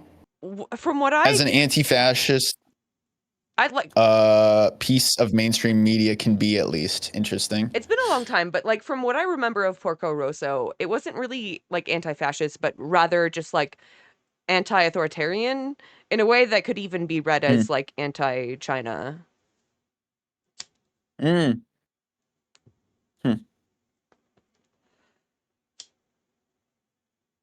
Except the one where the guy built a fascist war machine. Which one was that? That sounds tight. Let's. Okay, but just like to tie it back, loop back around. I don't think that like because fascists used this tool to make fascist images, then therefore the tool in it of itself is fascist. Like there's like a logical leap there that like I just don't. You know, it's a weak argument for me. Sure. And like I wouldn't Where do you see AI art going then? I'm not going around making Studio Ghibli memes to be very clear. I'm not doing that because Well, why aren't you? Well, because like obviously like we all know that like that's what the fascists are doing now, right? Like it's pretty like the White True. House is doing. We know the association, like the meme has become solidified in that way. Sorry, what was your other question? What do you see, like, where do you see AI art going?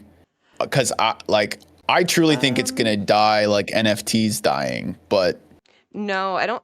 maybe it doesn't. Unfortunately, I don't think it will because with the incoming depression, I don't think that studios are willing to keep paying for labor, right? So they're going to outsource more and more to AI. And whether it's good or not, they're going to fucking do it. So like movie studios, like every part of Hollywood is going to just adopt more AI as much as they can in any way. Certainly in film, I don't foresee going like. When I say I don't like see longevity in AI, I don't, even though I went to the Whitney and I saw AI art in the Whitney, I don't foresee myself going to the Whitney in like 10 years and there being AI art in like a gallery setting, I suppose. For film, yeah, totally. They're going to try and cut every corner so they don't have to pay animators or pay fucking anyone to do anything. Advertisers as well. You know, I think they've been doing that for a while. But I guess it depends. It depends on a lot of things. Like, does capitalism continue or is it falling into decay? Because that changes the answer, you know. Praise. I How think long until AI video games? because Soon. like Sooner than we'd like. there's DeepSeek, which is more efficient and also not nearly as biased. And I don't think that has to be like a scary, evil, like capitalist thing because it's AI. Like,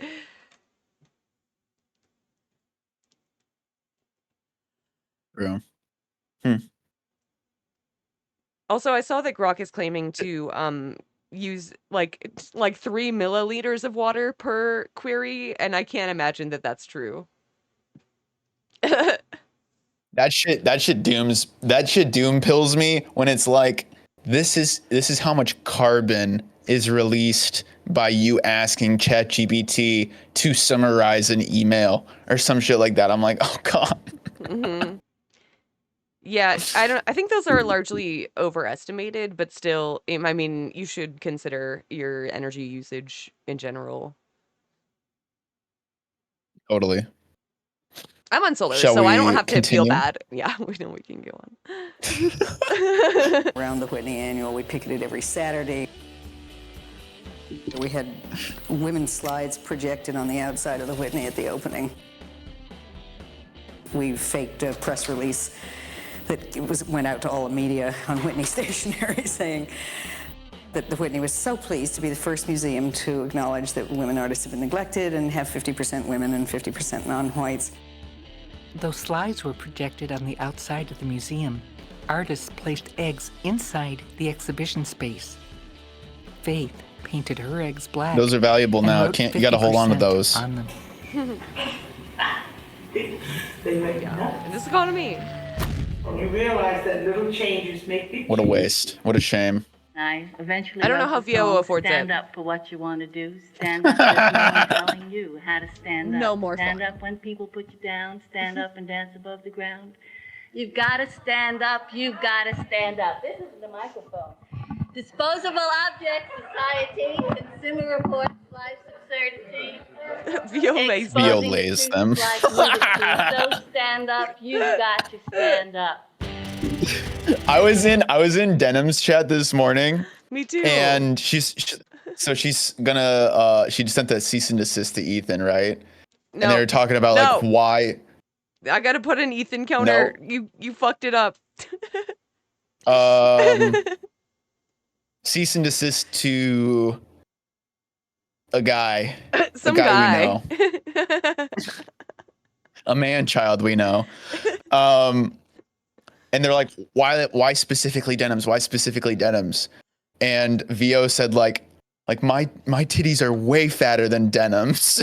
Shit killed me. I fucking lost my mind. I fucking love you. My titties are way Me better. too. What a queen. The Los Angeles County Museum was planning an art and technology show, and the red flag was the cover of the catalog with a grid with 50 heads of men on it. We went to the museum and counted the works on the walls. We embarrassed them, and they felt they had to negotiate. What was AIR? Well, it was the first women's cooperative. It was very hard to find a show of women's work in Soho. We rented a ground floor loft on Worcester Street. I think it was 97 Worcester Street. And we gutted the inside and we built with our own hands the gallery. Judy Chicago began the very first feminist art program at Fresno State College in 1970. Move one's own, sister is powerful, and dialectic of sex. This is Peacefire. AI will keep evolving, but the vision behind the work will always be lacking and uninspired. AI won't become Miyazaki. That being said, Miyazaki is an incredible artist and storyteller that continues to inspire generations. Capitalism will exploit AI and destroy generations' dreams of becoming artists. Don't knock artists. Capitalism is the problem. I have thoughts.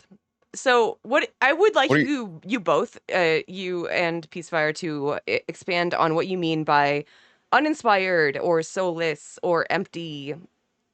Like, I think I know what you mean, but I just want to hear a little more, because I think my issue is not that it's uninspired, but it's inspired a little too much. I know what's inside every Nazi's brain now, verbatim. And I don't want to know that. I think that for me, I like artwork that has noticeable. I'm gonna like use myself as a example here. My artwork has a very handmade quality to it, and I like when artwork has like little mistakes or little pieces of the artist's hand, the brush stroke that they made, or something along those lines, where I can tell that there was a process in the creation. I like seeing process a lot. With AI art, there's no process.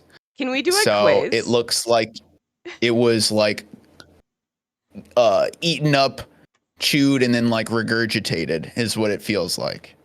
Can we do a quiz where you see if it's like, if you can tell if it's human or AI?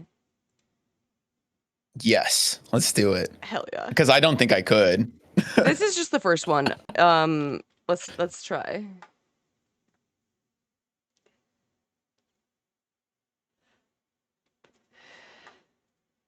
I'm excited. Me too. Because I can't tell sometimes. I can't. I'm gonna be honest. I haven't been able to tell for a while. Which one is made by a human?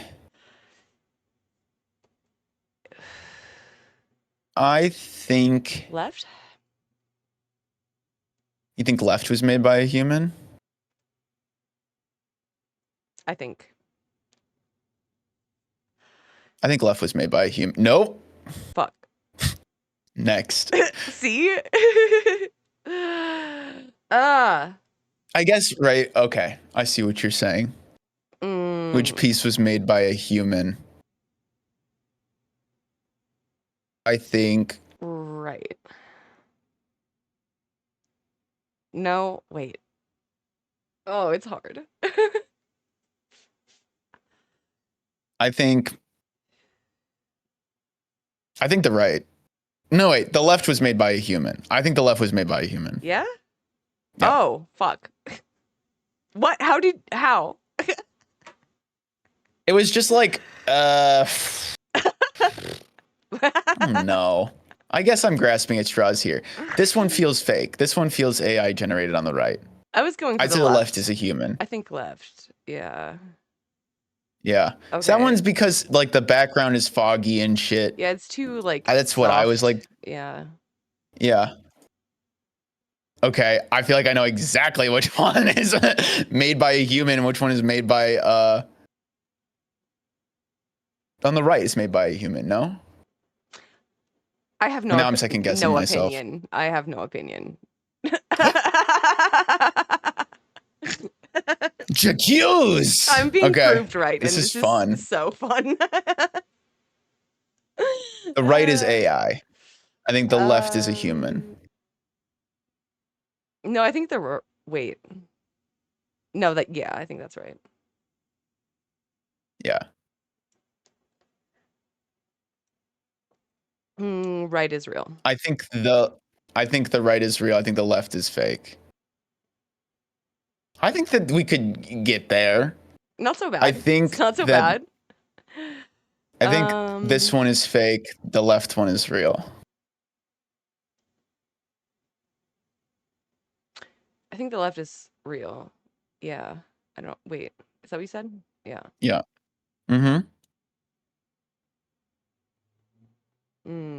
This feels like Starry Night, but with a city. I feel like they told the AI image, do Starry Night, but with the city. No, I mean it's just pointillism. I think- but like, I don't know. I think the left is real actually. You think the left is real? Yeah. I think the right is real. I'll choose yours though. Either way. Oh, you're right. Let's go. Hmm.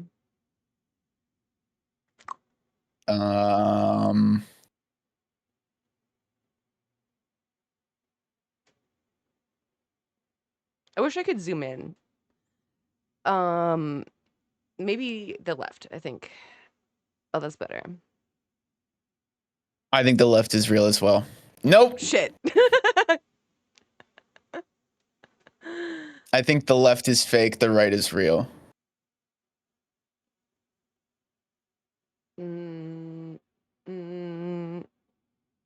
No, I think the left is real. I'll go with yours. Shit. No, I was right. Let's go.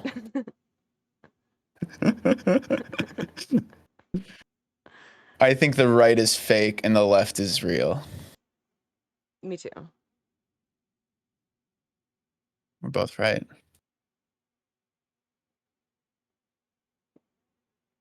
See, when there's like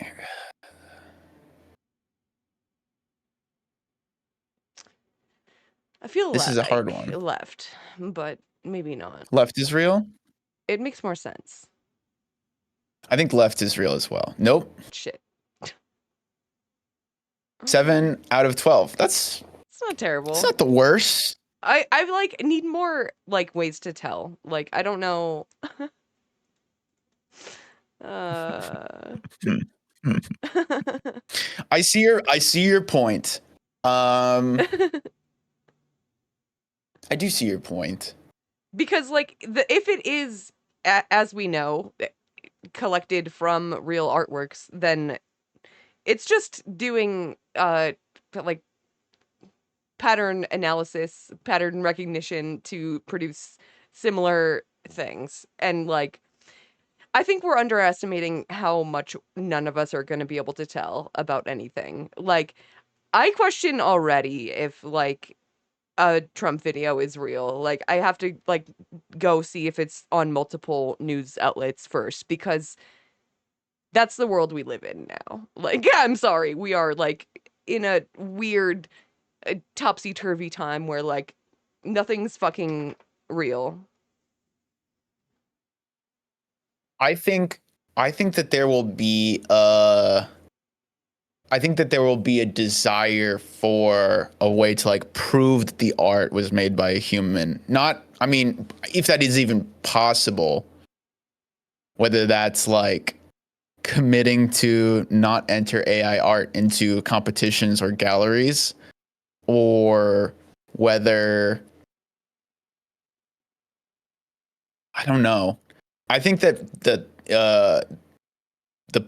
people will desire handmade art. They will not want AI, and they will. I don't know how that'll manifest. I think that like it might go in a real opposite Luddite direction of like nothing made with a computer at all is art, whereas like I think we've kind of accepted largely that like digital art is art because it requires so many skills to make, and it is you're largely using your hands still with like a different interface, right? So I don't know how we like I have a friend. don't lose ground on that. I have a friend. She's a landscape painter, and she uses like AI generated images as like her first step, and then she paints like not verbatim, but she incorporates the AI generated images into her landscapes. I think that that's an interesting something common you'll hear is like, if it's used as a tool, then I'm okay with it. If it's used to create a final product, then I'm not okay with it. I think I agree that like that's going to become pretty blurry at a certain point. Right. I don't. I think this is a real interesting conversation. Like Making me think about shit. My the hell? My like My emote brain. my emote guy, this the cat design is AI. That I made that with AI, and then I painted it. The design the AI gave me was a little different, where it like made the Sure. the beard into like lace. So In any case, Oh. I think you can definitely use it as like inspiration or like a starting point or like a reference. And yeah, I mean, What? Did I lose my Laney sub? What the fuck is wrong with me? no. Gifters? That's Oilers? fucked up. Bad friend. Okay. Laney subscribers. That one where he's pulling the beard apart and it's like an infinite loop. That one's pretty dope, right? Don't you think? It's a pretty good one. I think like whoever made that probably is a pretty cool person. It's pretty talented. I thought the beard was a shirt under a jacket. Oh, interesting. There's multiple ways to interpret it. Yeah. Yeah, it's supposed to be a beard / also just like, like a cat's like coloring. An in between. He's a Marxist-Leninist cat. ML cat.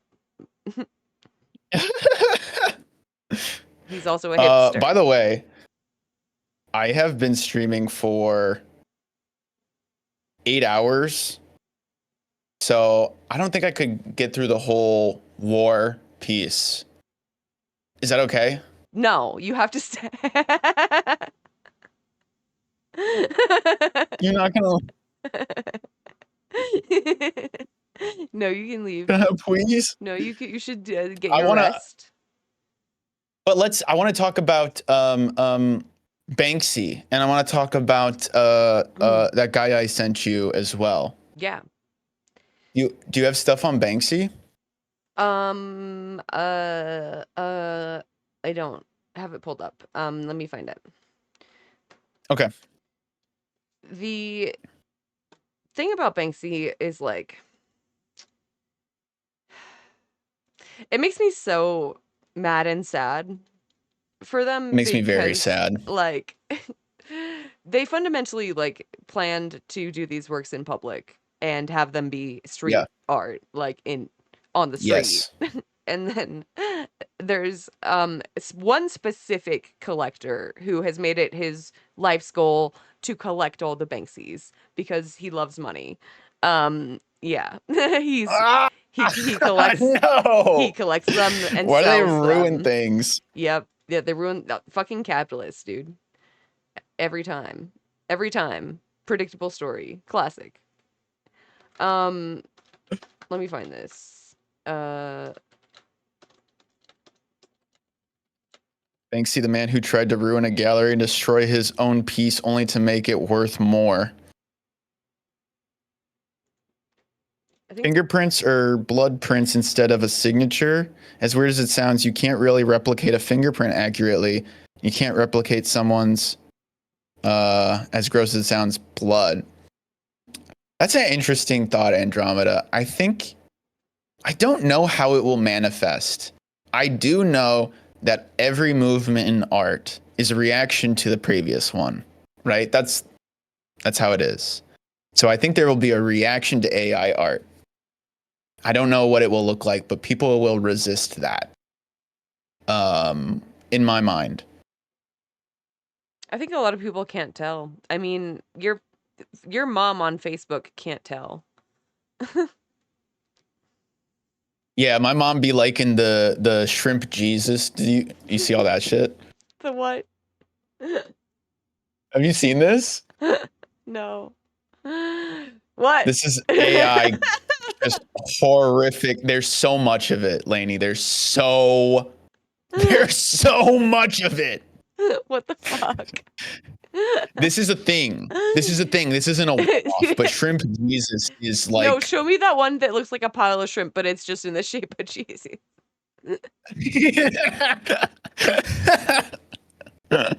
It's a whole genre. Fabulous, right? Oh my god. This is delightful. I didn't know this was a whole thing. Yeah. And you want to deny the world this art? I mean, you have a point there. You do have a point there. Look at this one.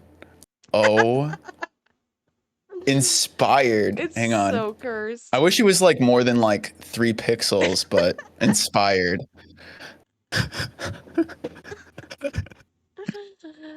Oh my god. All right, it's the year 2050.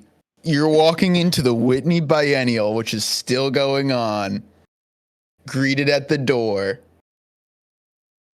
An exclusive exhibition of shrimp Jesuses.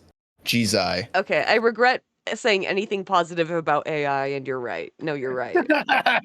I'm sorry. You're right. Bring the Eldridge AI slop. Shrimp yay. I put a video in chat. Let's do it. Mm. I've been in love with the nitrous. Stop. No. I hope and I wish Banksy he will not coming back here. احنا بعنا الباب لأن ما بنعرفش رسمة بنكسي. Because it's big problem for the Palestinian. يعني اللي قام بيه ما عملوش ولا واحد عربي. خليها تعرف شيء واحد انه ما حطيتش ولا قرش في جيبتي منها. Also diese ganze moralische, in Amerika sagt man Bullshit, das geht mir wirklich Bullshit? an den Wirklich. Ohren vorbei. Bullshit.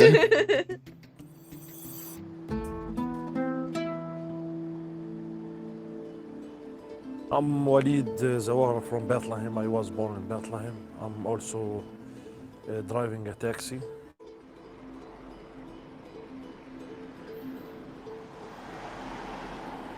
The first one who saw the donkey, me. Because I am taxi driver and I drive every day from this street. It's inside of Bethlehem. It's called Main Street, Bethlehem. I call my friends. They are from out of the city. They coming, they say, wow, this is Banksy painted. We are thinking many hours. We three say, Complaining rotters. we have to cut this piece. Now that's a good. That's what Walid Cultivize Zawaha called us. is the father of 6 children. He is an award-winning bodybuilder and 4-time winner of Mr. Palestine. Banksy comes to his home city, bringing hope with his graffiti, but also greed.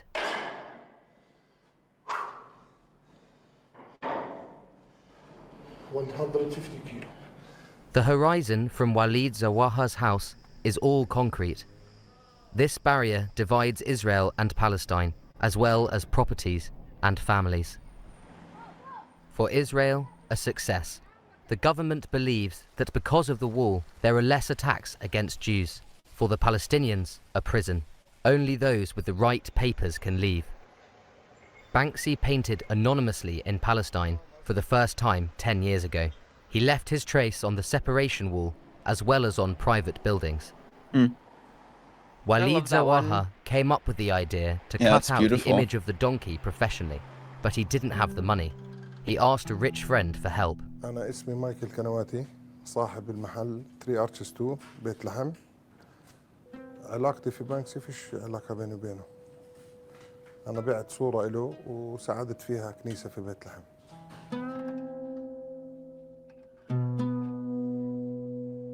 قديش أعطيتها الكنيسة؟ عفشناها كلها الكنيسة. الواحد لما بيعطي الكنيسة بصيرش يحكي قديش أعطى. The house where Banksy painted the donkey and the soldier is close to his shop. A foreigner told Kanawati that Banksy's pictures can turn stone into gold. Is he MS-13? Kanawati shows the video of the men at work. The taxi driver Walid Zawaha is not part of his project at all. He feels left out. When we cutting the painting, it's give us very special hope to change It's like when our people life, cut out a not to be fresco. rich, Yeah. just to change something from Like, our why? life. For what? I was with my friend. We Yeah. eat over there. I To sell remember it. in the corner, the pizza. Because money. Yeah, he buy from himself pizza for us, and we sit down and we speak about we will be nice, we will have a little money from this. And he said, yeah, I'm very sad to remember this, yeah. Oh. He is sad because his friend Mike sold the picture of the donkey without paying him his part. Oh. Motherfucker. So fucked. Much We hate of Mike. American high society live on the tip of Long Island in New York State. Millions of US dollars flow through here, and also into art, as can be seen here at the Southampton Art Fair.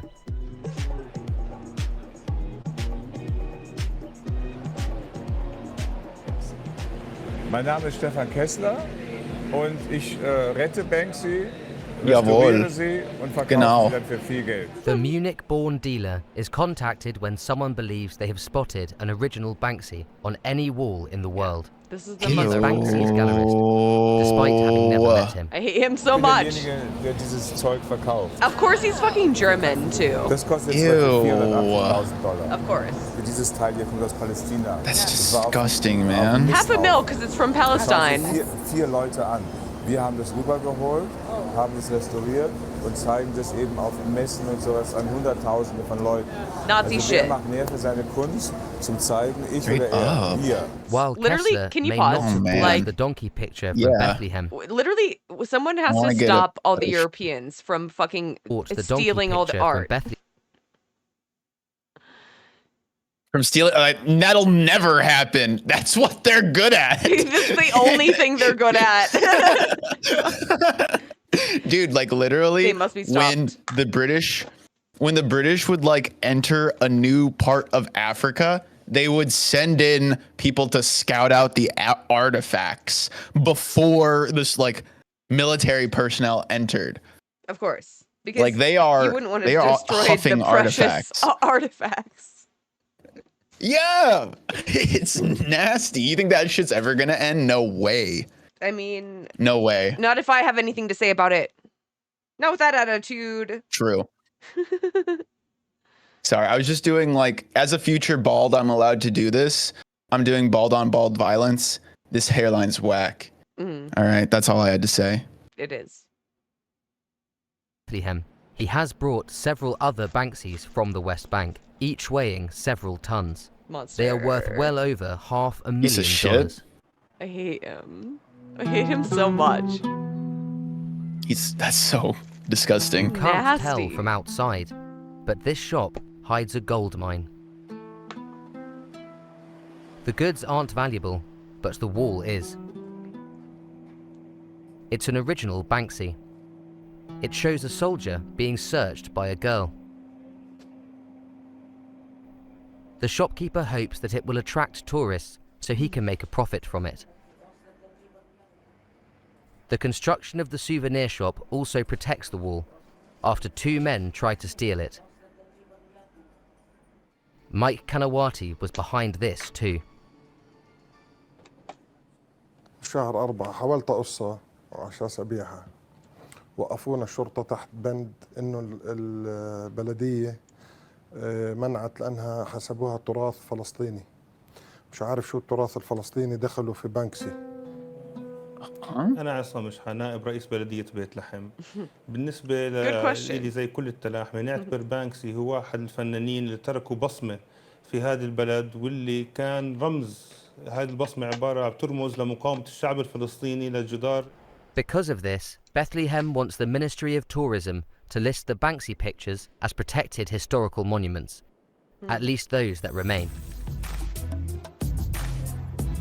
How about we take the ones that are While being bought and historically sold a in the pilgrim States and we city, bring them Bethlehem back? has also Yeah. started to attract What if you graffiti enthusiasts and literally Banksy give fans. them back? Give them all back.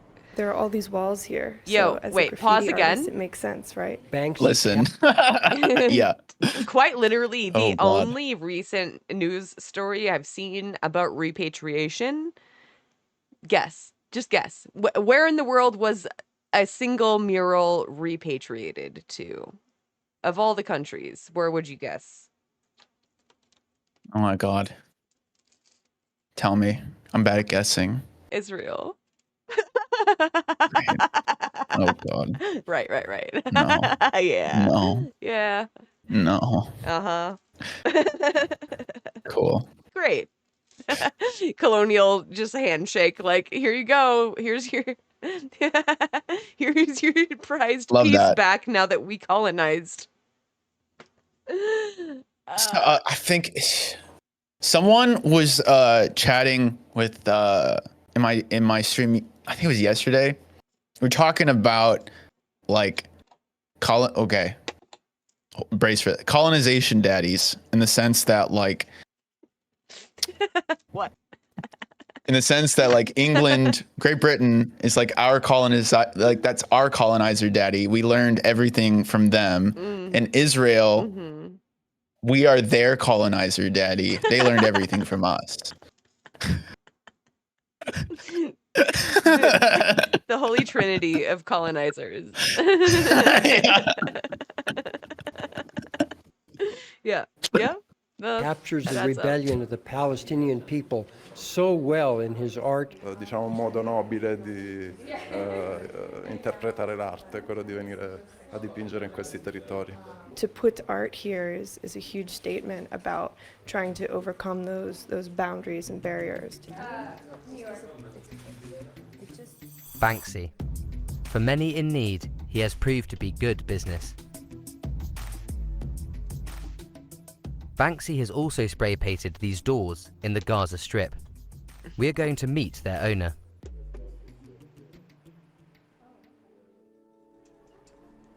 Banksy has called Gaza the biggest prison in the world.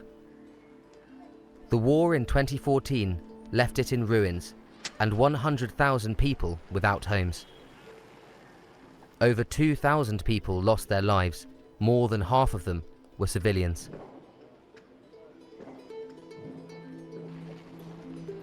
Israel blocked building material from entering Gaza, and the UN warns that in 5 years' time, the Gaza Strip could be uninhabitable. That was a promise. Do we even say the obvious, you know? Yeah. God damn. لما اجت الدبابات والقصف شردنا من المنطقة فهربنا على المدينة تحت فاتصلوا علينا قالوا لنا البيت نزل طبقتين باللي فيه كله نزل فضلت اللوحات ضل الباب واقف A video of Banksy leaving his mark here in Gaza has been seen throughout the world. He spray painted a crying Greek god on Darduni's doors. Shortly afterwards, a Palestinian offered the father of six $170 for the painted doors. The owner didn't know that these would be sold for 100 times as much on the art this is market. like damn. $200, not even. That fucking... بالأجار. Oh my god. فهمت وباحتياج الشيكل وضعنا المادي سيء. فهمتي وبقينا من الوضع السيء. I remember this is what they were saying about like, hey, NFTs, you know, what's going to happen is the original artist gets a cut for every sale. That's good. I remember that was what people were excited about on some level. Yeah. I think that this man, if we're going to adhere to like the grossness of the buying and selling of these works, which I object to, this man I think he deserves a cut of whatever that sale is. Holy fuck. I think this is an obligation of Banksy. I think he should have told him, if he was going to put this work there, that it's worth hundreds of thousands of dollars. Mm-hmm. How do you not let him know? That's so fucked up. Like, how has Banksy made like public statements or anything like that? No, we still don't know who he is, I think. He's very much underground. Mm-hmm. Interesting. Yeah, like all we have is like exit through the gift shop.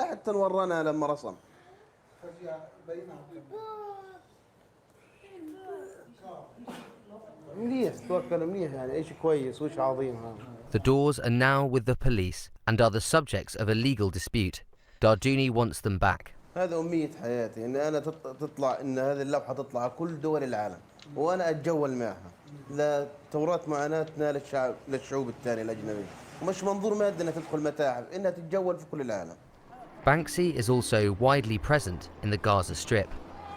Critics accuse him of being irresponsible. He scatters his pictures like spare change, without considering the effects this may have on the impoverished population. This family's home was reduced to nothing but rubble in the war. Pause again? I'm sorry. Okay, so he hasn't spoken because he isn't public. He's not a public figure. But there is a quote that he wrote on the West Bank, on a West Bank wall stating, "If we wash our hands of the conflict between the powerful and the powerless, we side with the powerful. We don't remain neutral."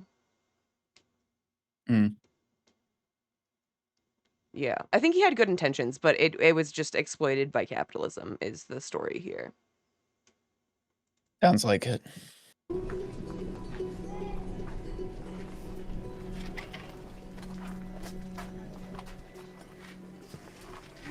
أنا اسمي محمد الشنبالي، يعني بعد الحرب مباشرة، يعني بعد فترة من الحرب كنت يعني عامل خيمة موجودة في الدار، يعني أجى أجنبي وكمان واحد لقيتهم بيرسموا على الحيطة عندي، فطلعت عندهم لقيتهم بيرسموا، سألت يعني المترجم الموجود، يعني ما عرفتش مين هو هذا اللي بيرسم الفنان. قال لي هذه بتدل على الحق، إلي حق في الحياة إني أعيش، يعني هذا كحيوان كهرة موجودة، إلي حق في الحياة. Banksy's cat is protected by this cage, as already many people have asked to buy it. But Mohammed is holding out for the best offer. I love that cat so much. Here, in New York State, the gallerist Stefan Kessler stores Banksy's works. Hi guys, how are you? Amongst them is a piece of concrete from the West Bank. How do you sleep at night, man? Literally. Nachdem die Inhaber gesehen haben, dass es unmöglich ist, sowas unrestauriert über eBay zu verkaufen. Das haben sie erst versucht. Und dann hat man uns eben kontaktiert. Und dann haben wir einen Deal mit denen gemacht. Restored. Und in London wurde es restauriert. So it's not even the original piece? Cool. Nach Amerika eingeflogen, nach New York. The new owner paid several $100,000 for it. Yeah. Diese Kunstwerke werden dann eben flach zur Wand in die Wand hineingebaut. In einer Villa. In ein Haus. I hope he's haunted by every ghost of Gaza. Alles weiß, viel Glas und mit Ocean View, also mit Seeblick. Und dann schaut der Hund also glücklich aus dem Fenster. Das ist doch wunderbar. This is making me think of the distinction. I don't know if you the distinction between quote unquote high art and low art. Do you feel me? Like when I was taught about like graffiti, it was taught to me as quote unquote low art. Yeah. That bringing it into a gallery setting would elevate it. It's really nasty the way they talk about it. Is that that, like street art or like even like the distinction between craft and art is like it's very sexualized. Not sexualized, but like done on a gender division where like women do crafts, therefore it's not art. Many such cases. I remember they had us go to this museum. There was, I forget the guy's name. If I remember it, I will just message you a random name out of nowhere, probably at like 3 or 4 a.m. You'll be like, what the fuck? This is the art. It'll be the artist where it was a European dude, of course. And he used a style of painting that utilized spray painting graffiti techniques in order to for mark making. And his whole thesis was he was taking an art making method of low art and elevating it. And I thought that was disgusting. And my whole report was like how disgusted I was about his language and about like his craft. And my teacher gave me a bad grade because I don't know, he said like I missed the point or something like that of, you know, recontextualizing an art making process in a different setting. I'm like, I don't give a fuck. No, I think you got the point entirely. Like, that's just gentrification. Yeah. Well, look, I did that thing that black kids do, but I did it better. Yeah, I did it in a classy. gallery. Like, That shit, man. Right. In Miami, often. Palm Beach. Bisschen gediegener. This is crazy people who buy piece of this fucking man, Banksy, in $500,000 or $1 million. He's better for him to support for the poor people who don't have water in Africa, in Palestine, in Gaza, and everywhere. I don't care anywhere, but it's for poor people. Okay, they are very happy, drink champagne because this is for Banksy. Okay, what's mean Banksy? But it's if you give $100 for poor people, it's better than Banksy and the piece of Banksy. Yeah, it's exploitation. Yep. Full stop. 100%. High society is commercializing Banksy's Pause social again, I'm sorry. critique. No, please. I love it. I'm never letting you go to bed. So PFN says like the issue isn't Banksy, the issue is capitalism and the occupation. And of course, the occupation and capitalism are the primary problem. But knowing that, I think Banksy has an obligation to do this responsibly and like get verification from the people whose property he's marking. Like at the very least, I think it's irresponsible knowing that already his works were being stolen off of walls and sold by this fucking German fuck. That it would happen. Did he put it on like homes and stuff? Yeah, like it was people's doors that were like on bombed out homes or walls that were bombed out or the apartheid walls. And like, you know, like who are you going to notify about the apartheid wall? That's a different thing. But like when you're marking like people's destroyed homes, like they're going back there eventually, probably. I guess it would be like I guess like the timeline of when he started to like get attention and people started to desire like by the way, chat, no, he's been famous for a long time. Of like, right. This technique of cutting out like a piece of concrete from an existing structure and taking it somewhere else to be restored and then presenting it in a gallery setting does not only apply to Banksy. I studied abroad in Tuscany, and they have frescoes all throughout Tuscany, usually on the outside of like chapels or villas, and there is an effort to like remove the entire goddamn wall and bring it to a museum. And I talked to people who liked that idea, and I talked to people who hated that idea. I'm more of like the hate it, because in my mind, these pieces are site specific. What do I mean by that? The artist made these pieces like having the location in mind. And in that respect, the location becomes part of the artwork. So if you remove it from it where its intended setting is, you essentially destroy the art, in my opinion.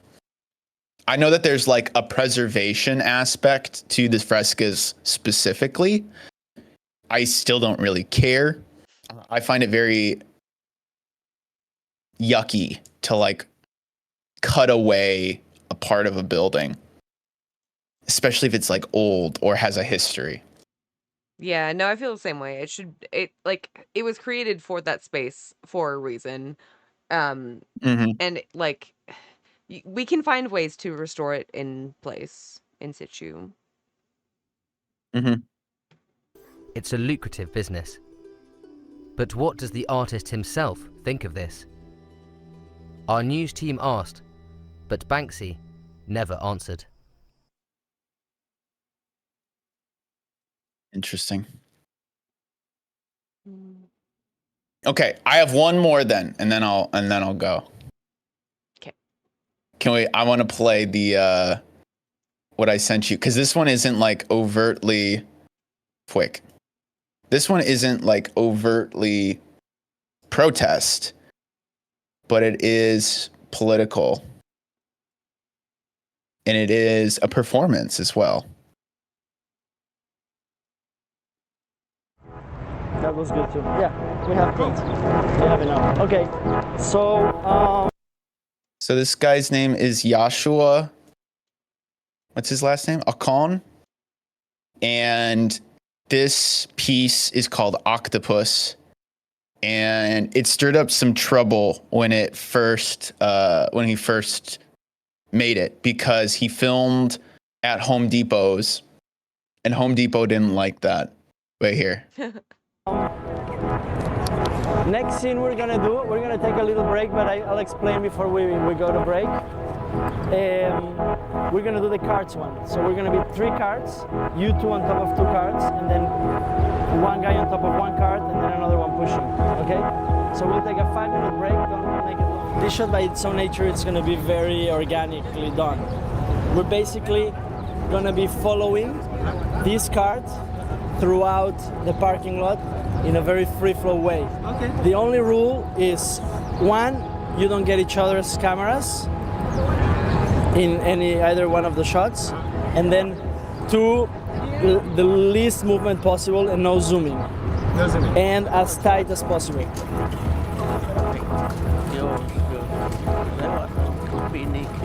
When I lived in Los Angeles, I was fixing a house, and I started coming to the Home Depot to hire day laborers. And then I started realizing that a lot of the day laborers in this one specific Home Depot are Guatemalan Mayans. At the exact same time, I was reading a book by a very dear friend of mine, a writer called Francisco Goldman. Well, his mother is Guatemalan, and he was a journalist in Guatemala during the 80s. So I read this book by him, and because he's my friend, and that got me really interested in the subject. And then I started learning about Guatemalan history and U.S. intervention in Guatemala, and kind of started, bringing the dots together. Brinco!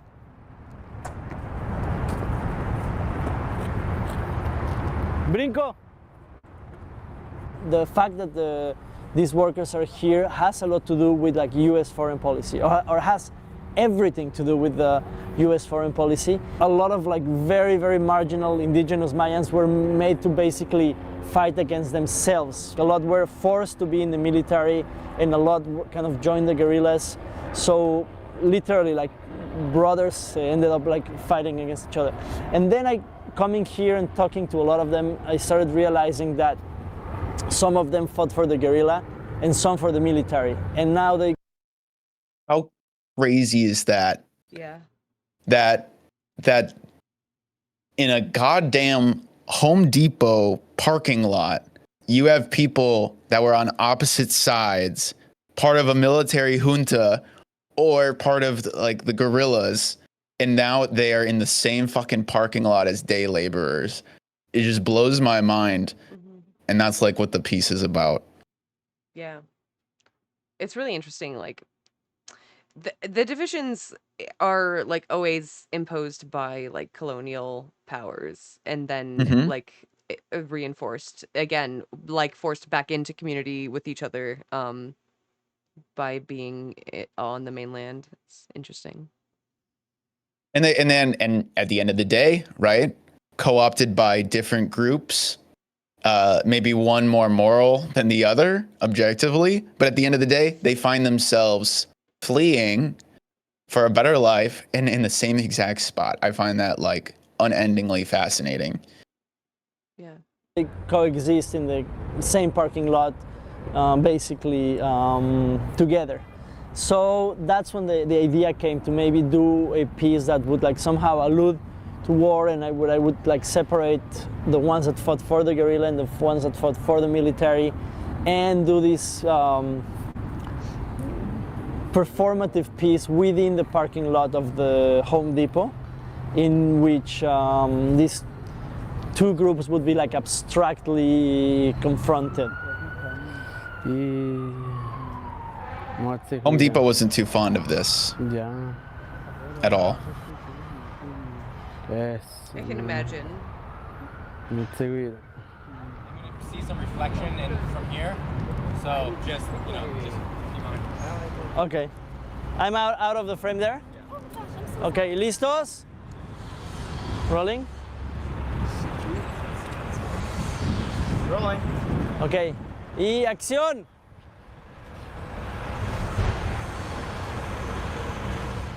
Yeah, I like this better. Right there? Yeah. Ready. I'm very much interested in placing the spectator or the participant in a very active role. Like, I'm not interested in passive consumers. I mean, to me, art, as opposed to TV and many other media that we're so used to experiencing, has a great potential of establishing a very creative and active relationship with the viewer.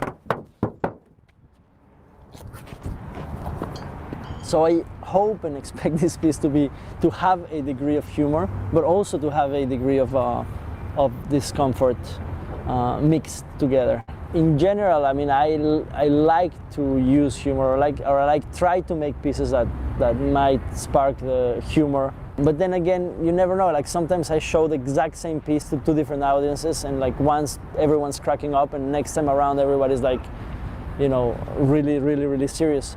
Mm-hmm.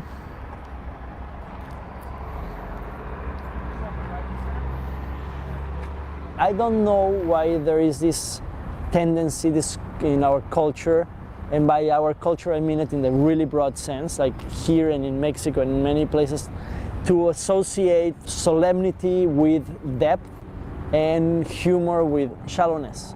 And I don't think that's the case at all. I think humor can be, you know, very deep. And I think, you know, solemnity, oftentimes it's completely empty. It's just like a facade. But I think humor with a content can be extremely powerful. And to me, once you laugh, and then once you kind of find yourself laughing at something that's uncomfortable, automatically implicates you. It does not leave you a way out anymore. You are already part of what you're watching.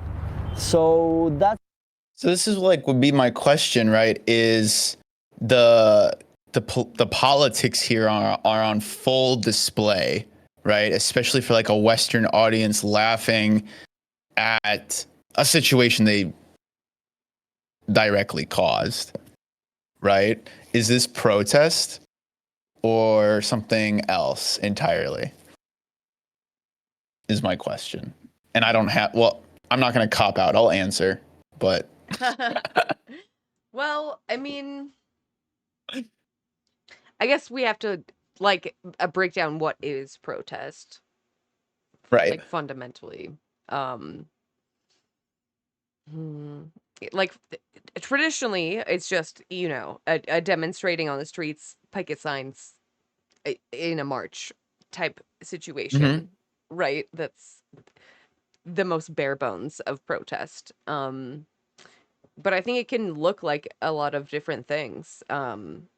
Even if it wasn't intended to be a protest, it may like hit the mainstream in a way that it leaves the intended audience, and it becomes a different thing, you know. Yeah, I think that that's a good point. I think Joshua would say that this is not protest, but I like what you're saying about, you know, whether intended or not, right? Banksy is pointing out the occupation. That could be considered protest. Joshua is pointing out Western intervention in a Latin American country. That could be considered protest. It's an interesting question, because I don't think like there's a call to action. This is what we were talking about before. Like protests, especially the Guerrilla Girls, have a very clear aim, it's their stated aim is even the artwork is like, we want more women in arts. We want more representation in arts. Banksy and Joshua they don't have like a stated goal per se. And maybe that makes this kind of art separate and different.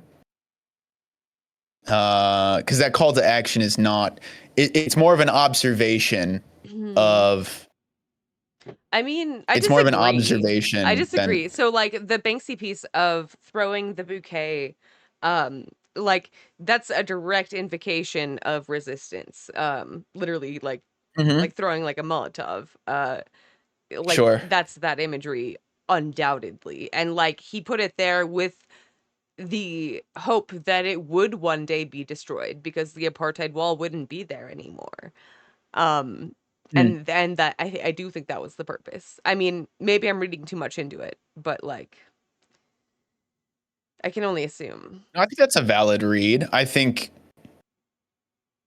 it's difficult for that sort of iconography to not be resistance. I mean, even the act of vandalism is resistance. So I guess there could be a stated goal there. Right. Yeah. And It's not as clear cut as Guerrilla Girls, but I don't think that was the intent anyway. Yeah. Because then he would have just wrote "Free Palestine" or something. Exactly. Yeah. I don't know. I don't think it has to have like an explicit call to action to be protest because it is like still awareness raising and like for a specific end, like liberation of Palestine or liberation of colonized people, like.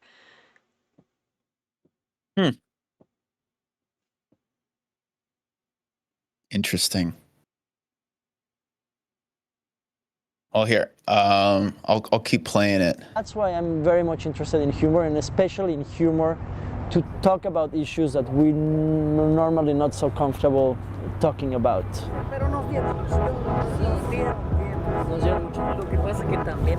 What I did is I scripted these very specific scenes, but at the same time I put myself, as I usually do with my work, in these very chaotic, uncontrolled environments with absolutely like no permits from the Home Depot. Basically using the parking lot as a location, but the parking lot as it exists in the everyday life. Like there's no previous arrangement of any kind. So cars coming in and out, shoppers buying, etc., security you have to deal with, etc. And then just seeing what happens. So it's like very scripted scenes that are basically unfolding in this very uncontrolled and chaotic environment. So the actual film is more like installation style. One thing that strikes me is that these guys are kind of invisible. Their invisibility is something that strikes me. It's like they're really in the background, like incredibly in the background, and like most people have no idea where they come from, what are they about. You know, if you ask, it's like, you know, oh, maybe they're here because they want to be like us or because they love America, or like some kind of like really ignorant answer mostly. So I also wanted to kind of flip the coin in the sense that, you know, it kind of, they become protagonic and then everything else, it's kind of this kind of backdrop. So it's kind of flipping the experience of driving into that parking lot. Done this.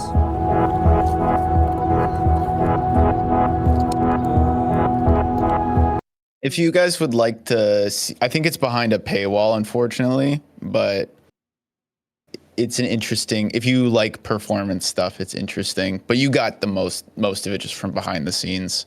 Yeah. But I'm really sleepy. No, it's fair. Thanks for staying up and doing DGen with us. I had a really good time. I had such a good time. Yeah. This is fun. We should do it again. Absolutely. There's so much shit we could discuss. We didn't even scratch the surface. We didn't even scratch the surface. You and I, S tier yappers, there's more to be had for sure. Absolutely. Well, sleep well. Have a great night. You too. Bye. What do you think, chat? W chat? L chat? I liked the segment about AI. I think I'm going to clip that out and put it in. That's my plan.